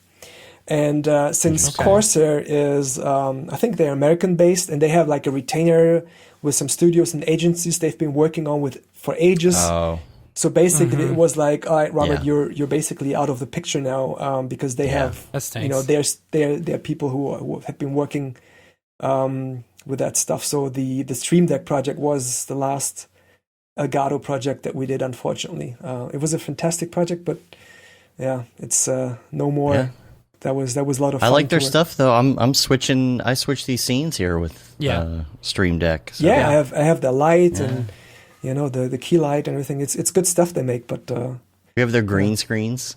Yes. Yeah, we do have their green screen. They randomly make green screens too for some reason. Yeah. It's because they get into all that streaming stuff in general. Just stuff streamers would want. I've used the green screen for our Star Wars fan film project. So I had the huge one that you can pull down from the wall. So we have mounted it on the wall. Yeah. And that's cool. That's cool. Yeah. How much do you want to talk about that? You mentioned the Star Wars thing, and I knew about it a little bit, but I didn't know how much you wanted to really talk about it. Well, I know you teased some of it on your Instagram. I drop a few teasers here and there. So it's a personal project I've been working on for about 3 years now. I have an idea that I think it's a good idea. I'm not going to say what it is, but it's certainly something that hasn't been done before. I mean, it sounds bold, but once it's out, you'll probably agree. And I think I've told you the story, what it's about generally. So it is a mix of CG, obviously, but also a lot of practical stuff. So there's a desk involved, like a table, like an Imperial table. There's a stormtrooper involved. There's a blaster involved.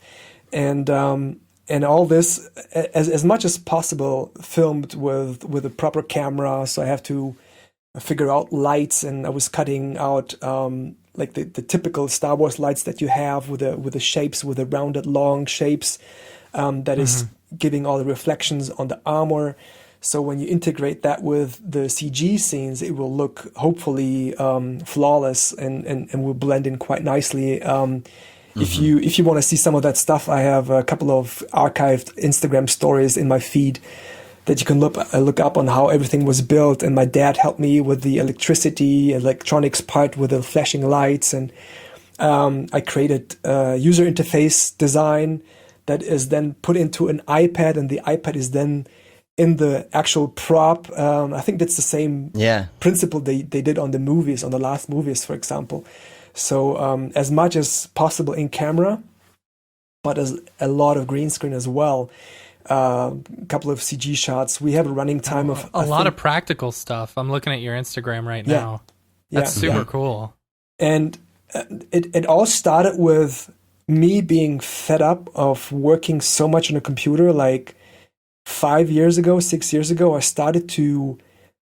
I just bought a C3PO and I glued it together, and I painted it with all the details, and it gave me flashbacks of as a kid when I used to build planes and tanks and robots and stuff. And I was like, man, this is so much fun to get off the computer, do something with your hand. And then that was the time when I decided, like, I always wanted to have my own Stormtrooper armor standing there. And of course you can wear it, but I just wanted to have it. I was always fascinated by the design that was created. So I bought this suit from Anovos. It's like an American company. They have like this, it's like a 99% film accurate A New Hope armor that you can make custom fit to your body.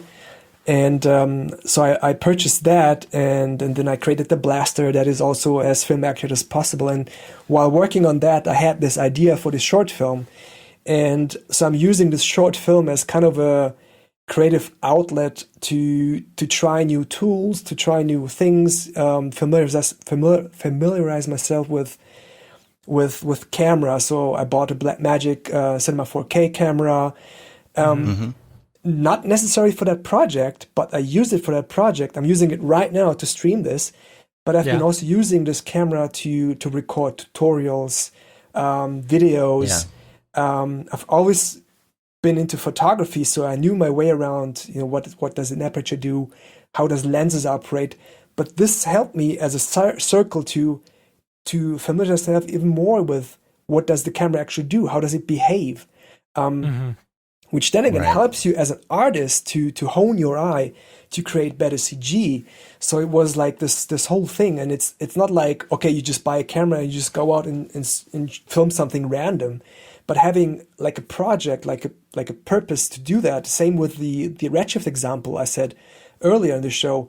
So I took this mouse droid, and that scene so there's a mouse droid in the short, but that scene is finished. It's rendered. It's done, and I used Element 3D to do that, and it looks somewhat okay, but it's not where I want it to be. So I thought, hey, why not recreate that scene with Cinema 4D and Redshift and render it properly. Element 3D is fantastic and as it is, but it has its limitations for what I wanted to do. And so I gave myself this task of whenever I have some time, which I don't, but sometimes sometimes I just take like 3 or 4 hours during the night, don't watch Netflix, but just stick on the computer, figure this thing out, and have a purpose. And this personal project is what it is. So I could take this whole project, dump it right now, erase every backup of it. I would be very mad, but at the same time, the learning process that went into it, the learning, the things it gave to me, both as a distraction in terms of as a coping thing through all the hard stuff during COVID, the learning stuff, the emotional journey of figuring out, analyzing grain on Star Wars and what lenses they used and what angles they used and what lights they used. It was such a joy. I mean, I want to finish it, and hopefully it will be finished this year.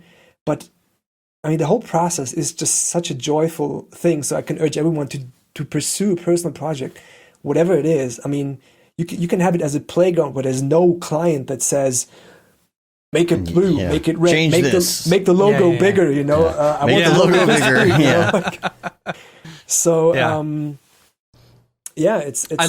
I would recommend people to go and look at your Instagram story, because that's really cool seeing the setup and like seeing how you made the gobos for the soft boxes in order to get the reflections right on everything. That's super cool, super duper cool. And it's I used lids from Chinese takeaway. I used paper cuts. I used Lego. I used everyday materials, painted it, printed it out on my printer, glued it on, foam pads. Like just being creative with not with a computer, but with whatever comes to your mind to create that look. That's fun. I like it. Yeah, you're gonna have to give us a breakdown whenever you're done with it, like come back on the show, talk about all the bits and pieces. I definitely want to. Hopefully, I mean, I have to release it under non-profit thing, you know, just to be in line with the gentleman's agreement with Lucasfilm of having a non-commercial purpose for it, which I do. So I'm gonna release it for free on YouTube and stuff. But I documented all the steps, so I'm gonna talk a lot about this and share a lot of the knowledge that I have collected in those 2 years about how I did this, how I did that, what tools I used, what tricks, what plugins, whatever. Film the making of, so it'll gonna be a making of movie with that as well. So it's all been taken care of. I just need to find time to do that, and it's I wish I had more time. So I planned to release it last year, May the 4th. Then I thought, you know, actually, hang on. I wanted to release it with The Rise of Skywalker, which was it 2019? Yes, it was 2019, right? Everything. I think so. Yeah, everything is a blur. I think so that didn't work out. Obviously, then it was like, let's do it May, and then it was like, let's do it for Mandalorian season 2, and I was like, whatever. You know, I just finish it whenever I have time. I better spend more time on it and make it nice instead of rushing it out. And I enjoy the process. So whenever I find time to work on it, I work on it. And client project goes first, family goes first, obviously. So yeah, that's how it always goes. It always takes the back seat. But you've done a lot of webinars, presentations, speaking events, you know, before COVID and everything. Do you enjoy doing the educational stuff just as much as like personal work or client work? What do you enjoy doing the most? So here's the thing. I had kind of an epiphany a couple of years ago with all the work stuff. So for me, like, there's two events that happened. So one was going all crazy about work in terms of thesis work when I was working on my graduation film. I was going mental about it. This was like the most important thing in the world for me. I was on a trip to New York in 2004, I think it was. I visited a couple of studios like PsyOp and Eyeball. I was knocking on doors just saying, hey, I am a student. I want to see your studio. Like, all right, come in. You know, it was kind of fun out of the blue. And I met a bunch of fantastic people. And one artist, Carlo Vega is his name.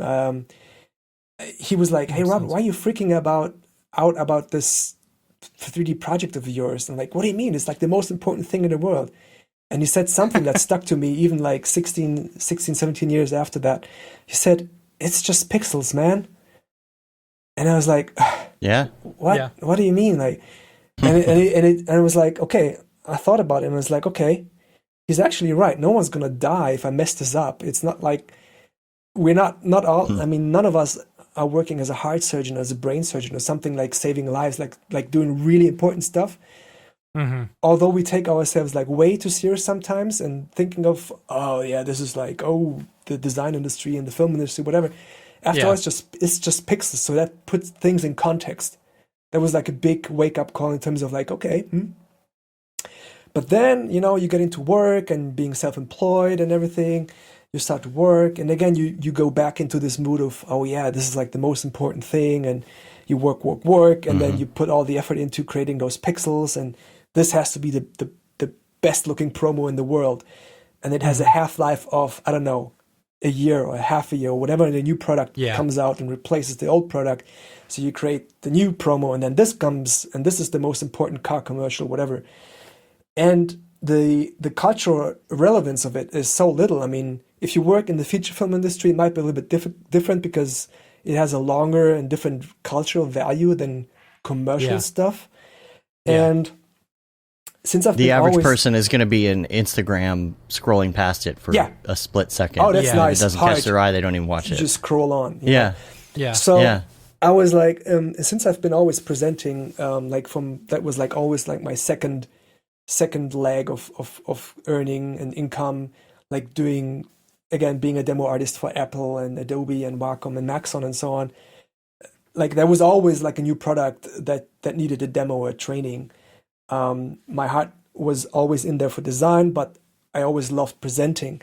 So when I started to do more presentations and more teaching and tutorial stuff, and also being on the podcast on Chris Doe's show on The Future, talking to these guys and seeing what impact teaching has, it made me think a lot. And I remember there was this one specific situation where I was presenting in, I'm not sure where it was. I think it might have been, where was it? It might have been Warsaw. It was in Eastern Europe for sure.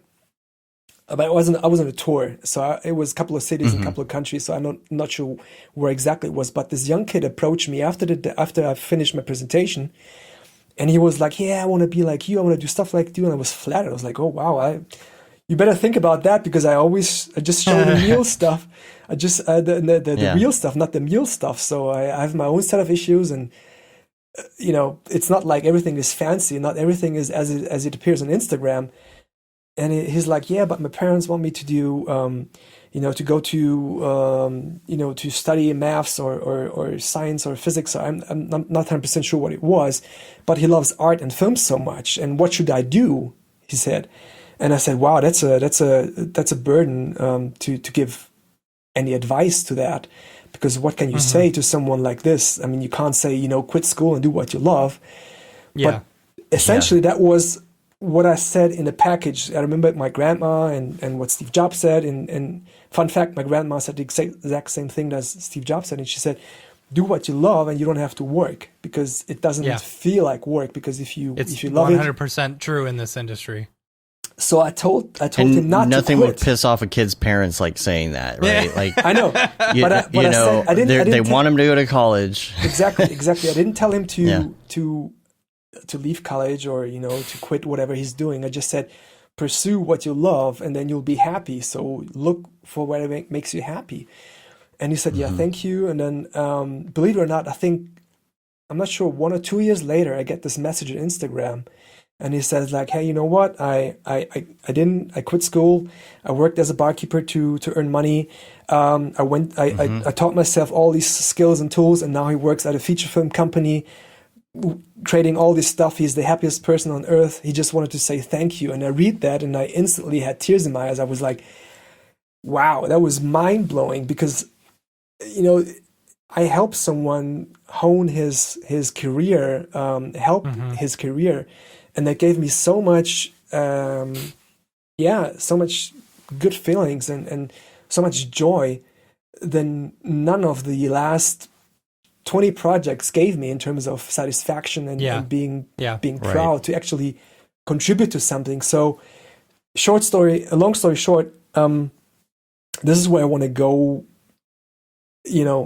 looking onwards, like teaching more and giving back more and helping people, because the value what you give, same as you guys, you share knowledge, and you share tips and tricks and wisdom that you've gained over the years, and you connect people, and that is so much more valuable than any beautiful promo can be.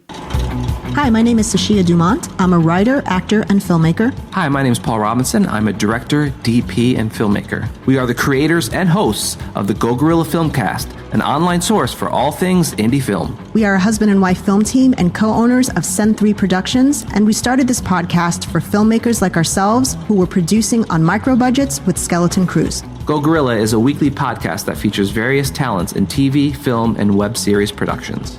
We've interviewed filmmaker powerhouses like Kestrin Pantera, Richard Raymond, Alex Ferrari, Cassandra Ebner, and Ryan Connolly. Amazing actors like Hannah Ward, Lou Taylor Pucci, Chris Wataski, and Eileen Gruba. Groundbreaking cinematographers like Jody Lee Lipes, and Jessica Lee Gagné, and many more.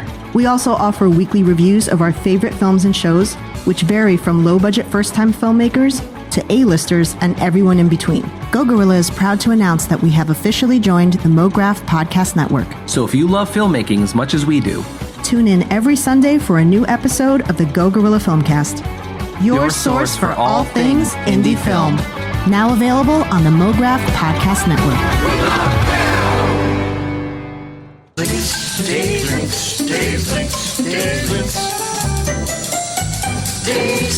I got a couple links for you, and we're going to go to Mograph Recommends because I do have a heart out. I unfortunately have to go take a COVID test. Mm-hmm. So we'll see how that goes. And so I do have to hit a heart out here pretty soon. But number one link, this is pretty interesting, is Shutterstock has acquired Turbo Squid. That was surprising to me. And you know, I'm what not was sure even how I more feel about surprising? that. What was even more surprising was the amount. Only $75 million. I know you say $75 million, but when you're talking about a company like Turbo Squid, I would think that Turbo Squid would be worth more than $75 million. Maybe it's because I use it, you know, and we're such a niche market, but I felt like, you know, I mean, crap, Adobe bought Behance for $2 billion, you know? How is Turbo Squid only worth $75 million? I don't know. Well, the big question is, like, what exactly are their plans with it? You know, is it going to be sucky? Yeah. Is it going to be Will some Mike still be able to get all of his stuff for free? The whole thing about any of these acquisitions that happen, like Adobe buying Substance, for example, right? Yeah. Everybody's like, "Oh man, what's going to happen to it?" And it hasn't been bad so far. It hasn't been bad. They're either going to, and it's called Substance by Adobe. Yeah. It's a transition period, right? It was Substance and Substance by Adobe, and then eventually it'll be Adobe Substance. They'll switch it on you. They're trying to ease you into it, but like when it comes to companies buying other companies, everybody always gets a little bit scared, and it's like, what's going to happen? Is nothing going to happen? Which for most of us, that's what we want. Just I like Turbo Squid. I use it a lot. Spend a lot of money on Turbo Squid. And I don't want that to change. I want the changes to be for the better. I don't want to have to buy credits to buy Turbo Squid models. You know, that's my fear. Oh, this model here is 42 credits, but you can only buy 50 credits at a time. Right. And it goes to waste. Right. Yeah, exactly. Now I probably end up using them, but for a lot of people, that's, I don't know. I hope it doesn't go that route. So check out that article. We'll keep an eye on it, see where it goes. I hope it doesn't get sucky, but you know. Also, like I mentioned earlier, there's the Mike Beeple-Winkelmann Crypto Art Podcast on School of Motion. Really good. Check that out. On my list. Him and Joey and EJ. And this one is interesting. Now, this is by Ben Marriott, who I think is in our Slack, if I'm not mistaken. Too. There's a lot of views. This is AI animation tutorial. The Simpsons with EB Synth. So oh yeah, EB Synth. EB Synth is cool. Yeah, so it kind of will recreate, I guess, using AI, using a style like from one frame. Can apply that style to other frames. We've talked about this before on the show, EB Synth, and I've even played around with it. It like sees the I don't know, like the tweening between motion and stuff, so that you only have to draw on one frame. and then it fills in the rest. You know, right. It's just kind of neat. I just don't know. So in this tutorial, it's The Simpsons. He took a clip of The Simpsons and did a really nice shading on one of the frames, and then, you know, did the AI with the rest to see how well it would interpret and paint the rest of The Simpsons clips. I want to say that this one has come up before, because this one is from 2019. I think we talked about this a couple of years ago. Oh, did we? Yeah. Yeah, I don't know why it just started making the rounds again this week for some reason. It's cool. It's very cool. I definitely like EB Synth is something that I would love to see incorporated into like an After Effects or something like that. You know? Yeah. I don't know. And the fourth link again is just a link to, again, like I mentioned earlier, to the article on Winbush on Intel, their creative site about that features creatives. Let's do some Mograph recommends. We're going to ask you some of your favorites, and these can either be your most recent favorite or your all-time favorites. Doesn't matter. And we're going to start with favorite movie.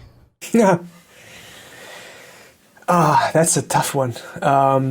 There's no one favorite movie for me, because there's just too many that I like.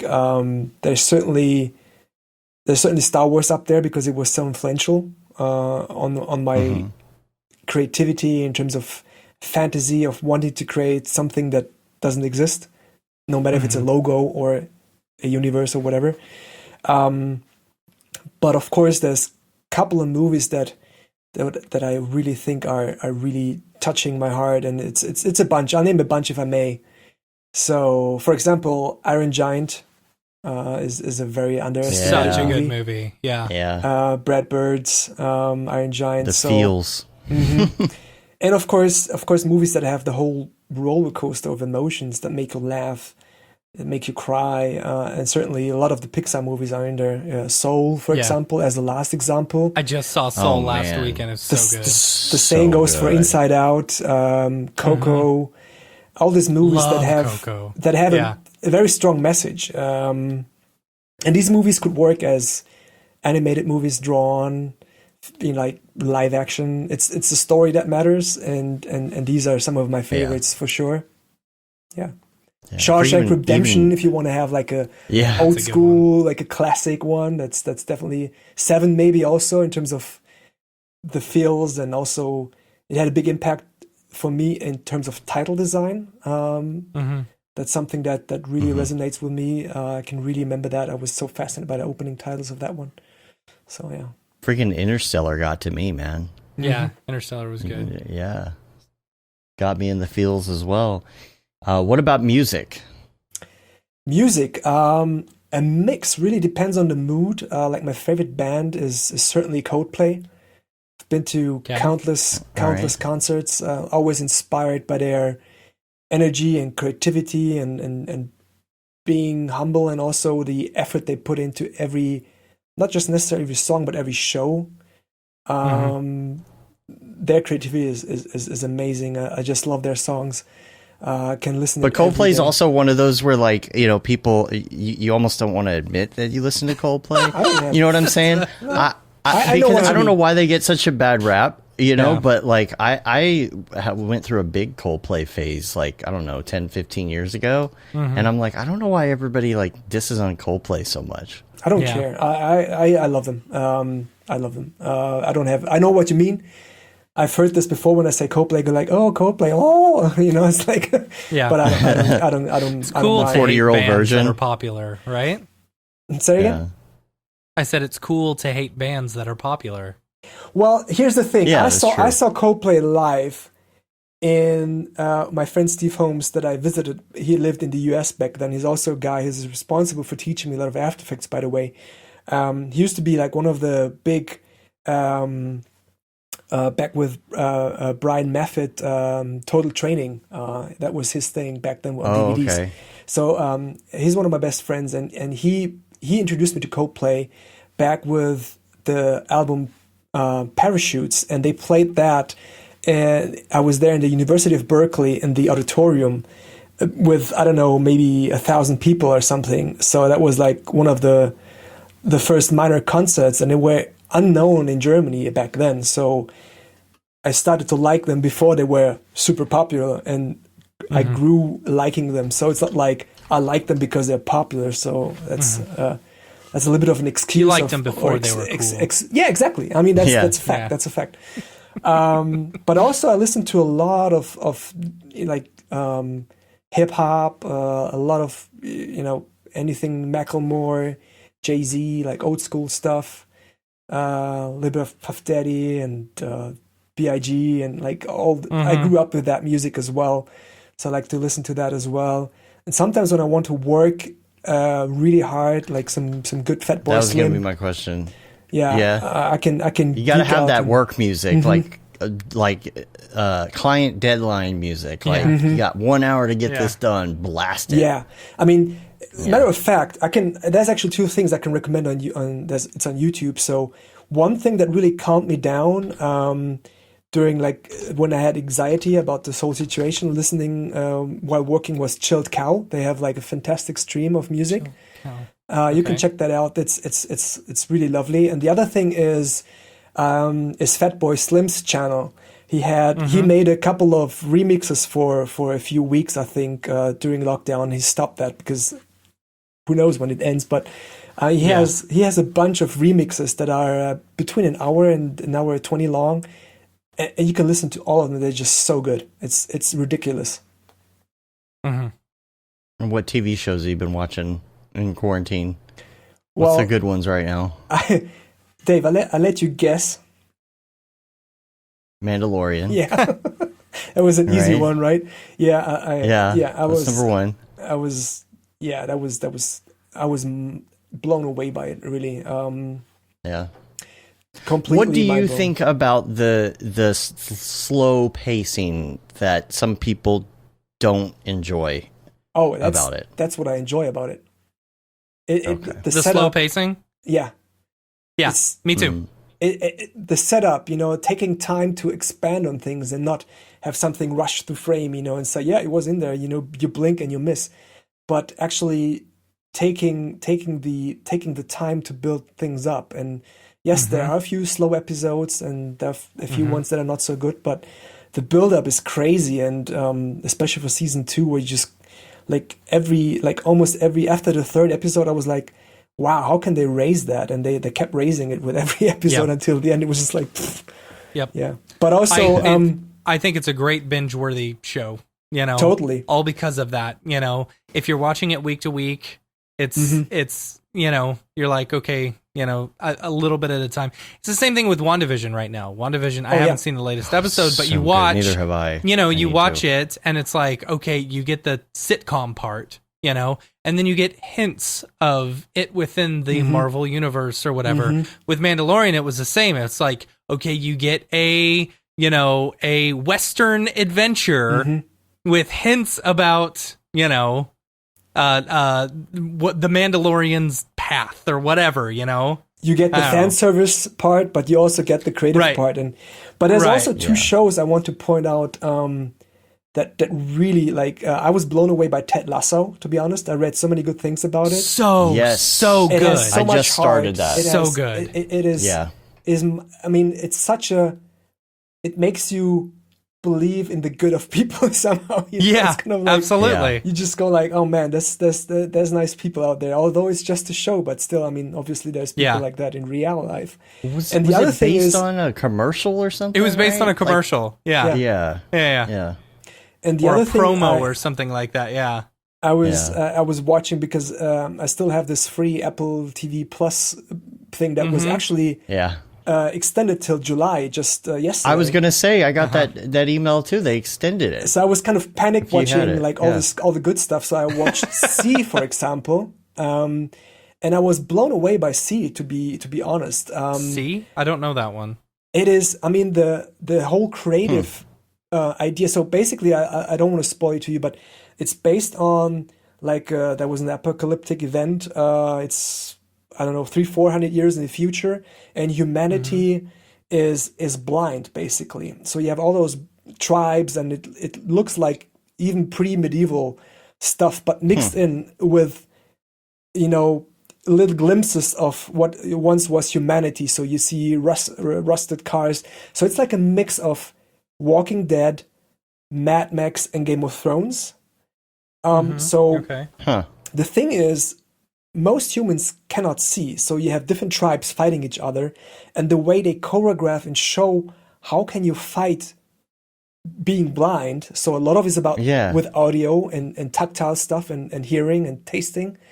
But the whole idea of showing like a TV show that is like epic, that is with mostly, blind humanity.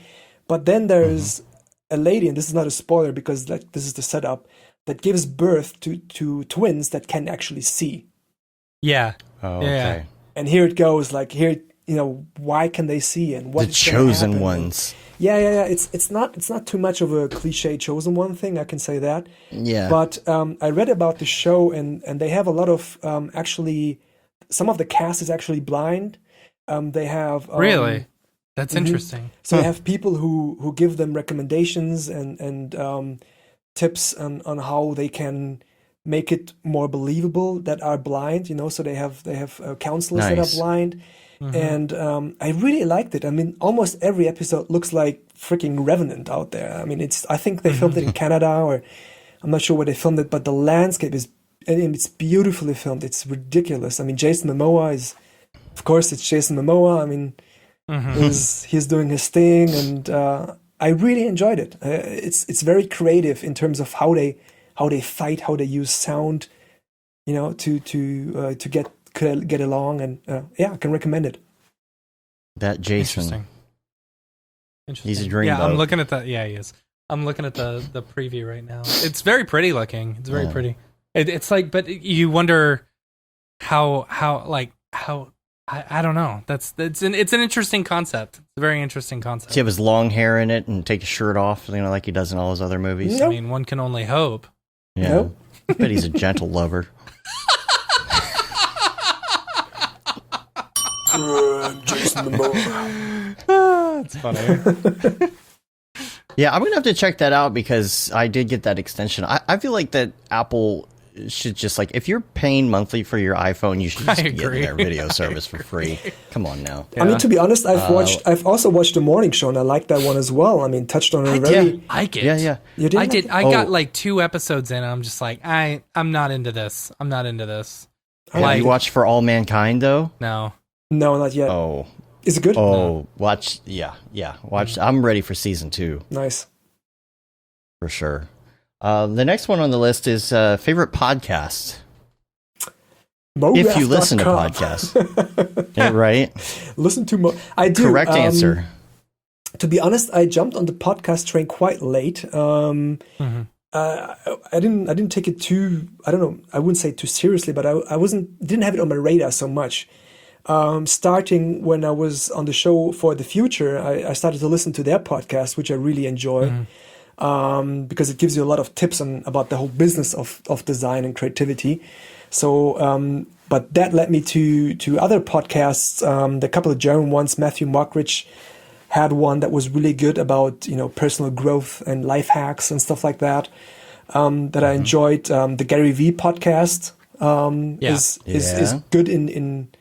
I mean, it's a lot that you have to take in, and his style is a little bit. Sometimes a little bit too much for me, but you have to know how to take it and take out the actual message. So you have to know how you take it. Yeah, and of course yours. Yeah, and of course. What about favorite plugin?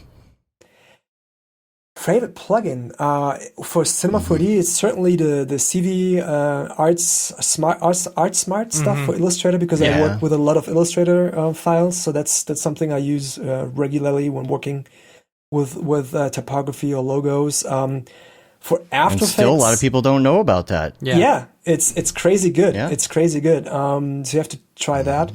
For After Effects, it's definitely 2 sets of plugins that I use like every day that I literally cannot live without. It's the Boris FX Sapphire plugins. That's stuff that I've been using for I don't know, 16, 15 years, something like that. Cool. The same applies for all the Red Giant stuff. Starting with all back when it was trap code, like all the particular stuff. Can't do without that. Obviously, a Magic Bullet is also one of the things that I couldn't live without. The Primate Key I've used heavily on my project. Mm-hmm. So these are the ones that I can really recommend. I mean, in terms of free stuff, something that I use every day, of course, is Andrew's stuff, Video Copilot stuff. Like the shortcut one. The console. FX console. FX console. FX console. I mean, literally, I cannot use After Effects without it. That's something that I use, even just for creating, not just for getting the effect that you want, just using it like Spotlight on the Mac, like shortcut, bam, type in PA, and you instantly have particular listed up. But also how often, I cannot even describe how often I use it to create drafts, style frames, mood frames for clients. I built something in After Effects, and before going to render as image, save image, blah, blah, blah, I click on that snapshot button, click on export, and off it goes, right? And then you have it. Yeah. I think my light. We lost your blue light behind you. Yeah. Batteries out. You have to go with gray, and I didn't expect to go for that long, so. Well, that's how we roll. We're almost there, though. What is your go-to muscle memory app on your phone? Muscle memory app on my phone. Like what is your hand just naturally press when you pick up your phone? It's probably the left swipe, to see the news on iPhone. Oh, okay. You use that? Yeah, I didn't know anyone used that. Like just to see if the world is gonna erupt in even crazier fanciness. You just doom scrolling. Yeah. Doom scrolling. The doom scroll. Sometimes I force myself to have like we had like a no news Monday. So we don't consume news on a Monday, for example. I like that. That's fun. It's fun to try out. I mean, it does something with you, You approach a day differently when you don't care about. It's not don't care is like the wrong word because you should care, but you just you got to get on. You got to do your thing. You got to do your life. Exactly. You just avoid thinking about the world pain that is out there. I mean, there's so much. There's so much bad stuff happening everywhere in the world, and sometimes it just gets to you too much that it affects you personally too much in a healthy way. So sometimes avoiding the bad news is sometimes a good thing. You just got to be able to, a lot of this stuff will happen and you'll go about your day and nothing's going to change. Exactly. Like it's not going to really affect you and you're just barraged with all this doom all the time. Sometimes it's good to realize, hey, that's not really going to change what I'm going to do today. Yeah. And I don't always take my advice. That's for true. But I mean, I do shut it off a lot. It gets to a point where delete Facebook, shut it off, ignore it for a while, try and just not be addicted to it. I think that's the thing. You get addicted to doom scrolling. It's awful. Yeah, and you hate yourself for doing it. What's funny is, when Trump was president, I found myself doom scrolling a lot. Because I wanted to stay informed. And now that Biden's president, there's not so much out there now. And I'm like, I feel like I kind of need that fix, At points, I'm like, okay, can we just check in on Trump and see like what he's screwing up right now? No. Can you just give me? Here's the thing. I mean, there was like, that's a bad way to think. I used to watch House of Cards, and I remember thinking about scenes where it goes like, this is just so ridiculous. I mean, who writes this stuff? I mean, how right. And there was this point where reality overtook fiction in terms of ridiculousness. Like so it's worse than House of Cards. Like it was like towards the end, it wasn't even like, because at least with House of Cards, you got a little bit, there was like, I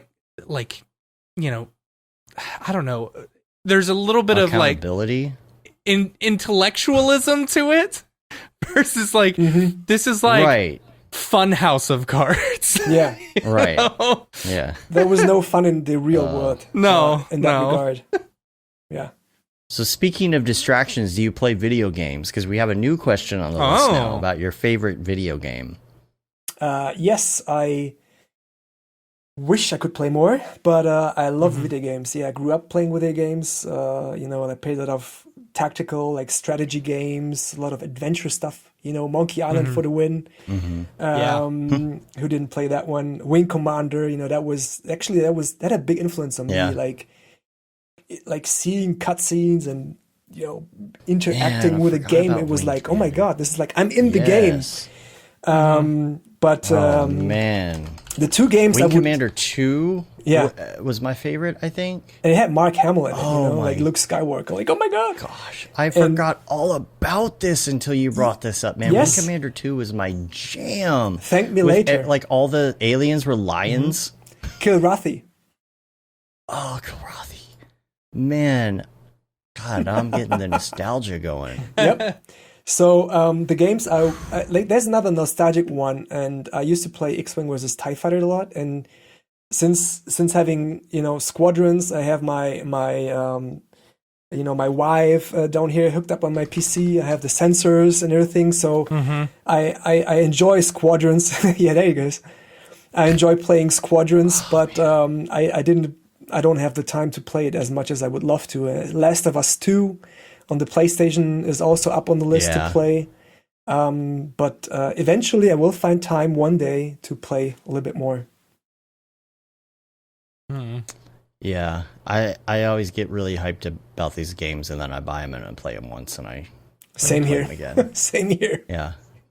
Don't ask me how much I've played Cyberpunk so far. I have even this thing here. Like to properly. Oh, see, now I was thinking about getting one of those for playing Flight Simulator, and then I realized that I don't play enough Flight Simulator to justify one of those. Yeah, because I'm like, I could use it for this, I could use it for Elite Dangerous, so maybe I'll buy one if I get the bug. But I bought it on $400 to get a real nice joystick. Yeah. I know that I'm gonna drop a few hundo on something like that and then not use it. Yeah. Not on purpose, just because there's too much going on. But when I use it, I enjoy it a lot. So the immersiveness is ridiculously good. It's really good. So. And it's really nice to have a joystick like that if you're playing something like Elite Dangerous, because Elite Dangerous is like a PC, use your keyboard for all the commands type of game. And when you have a VR headset on, there's no way to type the commands. It's like that VR Star Wars game that came out. You have to like pull your headset up to find the keyboard commands. They don't tell you that when you buy the game. And having a joystick like that where you can easily access all those buttons without taking it off, I think is helpful. Last question, and this is the tough one, is for most people, but maybe you got one, is your favorite life hack?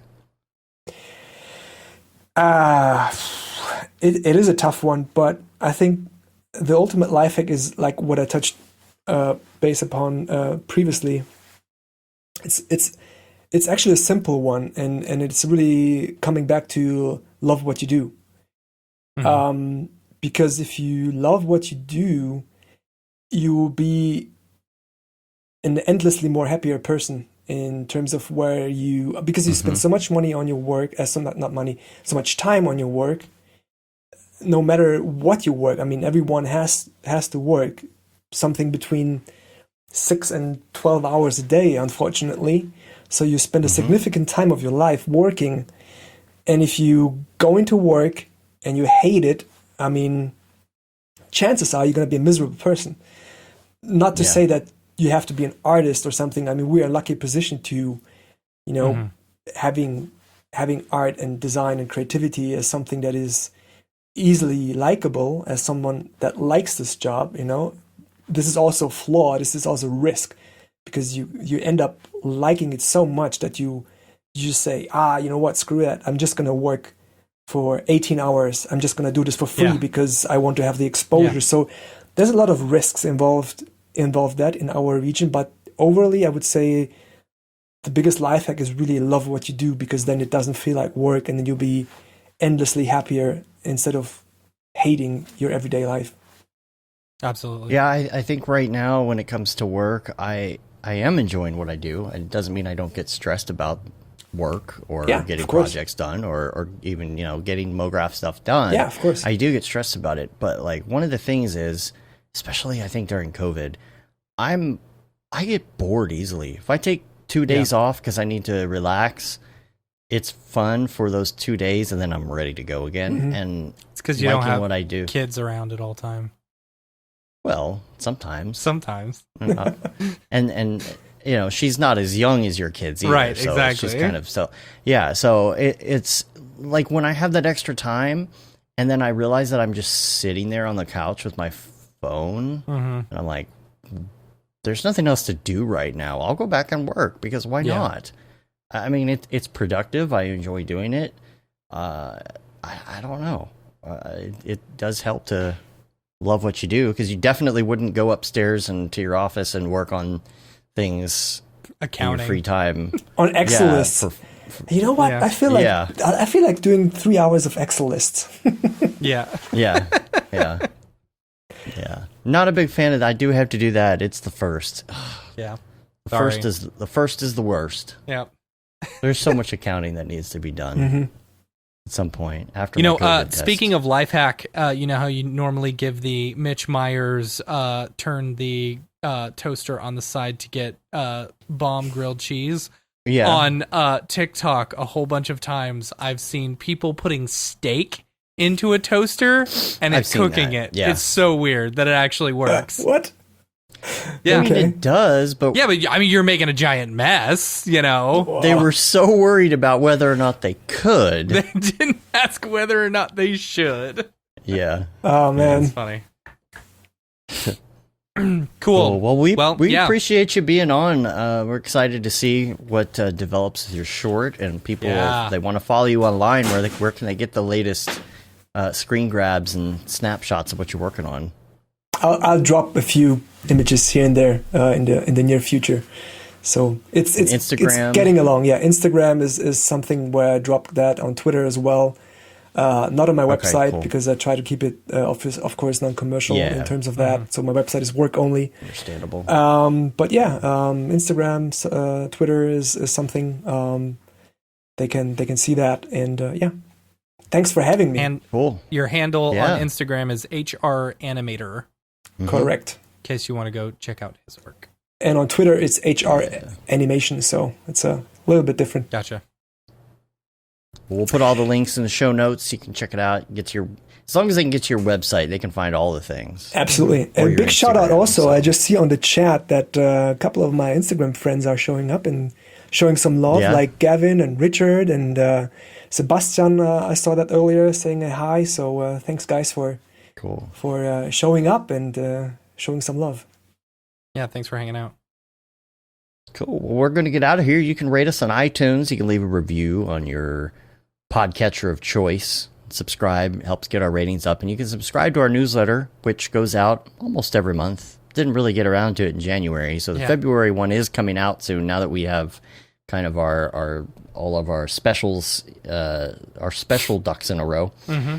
You can say you've been there, done that, got the t-shirt with the Mograph logo tee, the Paul Babb vintage Feel the Bab 2020 shirt. All the profits from that go to Doctors Without Borders. The Render Things t-shirt, hoodie, and long sleeve tee. That Render is Fire shirt, which you are only allowed to wear ironically. Unless you're shams.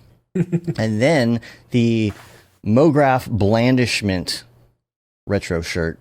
Check that out. Mograph.com. We're on Facebook, Twitter, Instagram, YouTube, Mograph.com, all the things. Just do a Google search for us for the first result. Bam! Google Food. Yeah. Been working on that for a while. All right. I think that's it. Anything else? I don't think so. Robert, thanks for being on the show. I appreciate it. Thanks for having me. It was fun. Thanks looking forward to being back. Yeah. Yeah. Well, hopefully we'll hang out in person at some point. Yes. Oh, definitely. One day. When we do our go to Iceland. Post-COVID European Iceland Mograph tour. Yeah. Yeah. Absolutely. I'm so on it. Yeah. Cool. All right. Until next time, I'm Dave. And I'm Matt. And I'm Robert. Have a good one. See ya. Later, yo. I almost forgot to say the thing. You almost forgot to say the thing. What's the thing? Later, yo.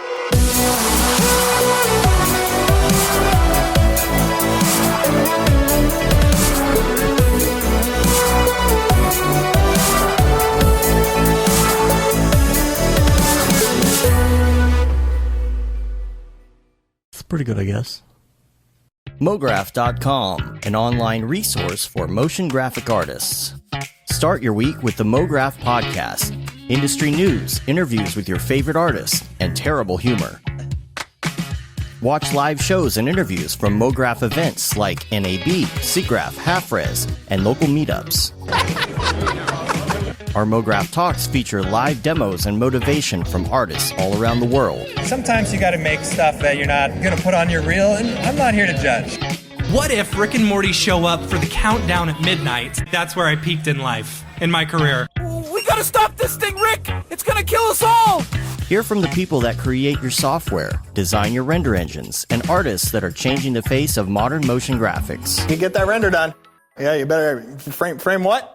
Mograph tutorials and online classes will teach you about Cinema 4D, After Effects, as well as other popular software and render engines. Throw in the HDR Studio, take the render settings, pick the HDR, put in a reflection, and gorgeous. Branch into new software. Learn time-saving tips, techniques, workflows, and lessons that'll keep you up to date in the world of motion design. Oh, brother, those are some of my favorite elves. I love projects that scare me. When our art director comes to us and asks for something that I had never done before, man, it gets me pumped. Join the conversation in our live sessions. Check out our plugins, or join the hundreds of daily active users in our Slack channel for technical help, advice, contests, or just to joke around. Real nice banana. Yeah, that's so funny. All right. I'm going to live forever. Subscribe today and get the latest updates on our YouTube and other social media channels. Take all your dreams and just do it! We don't care how you get here, folks. Just get here. Subscribe to Mograph.com.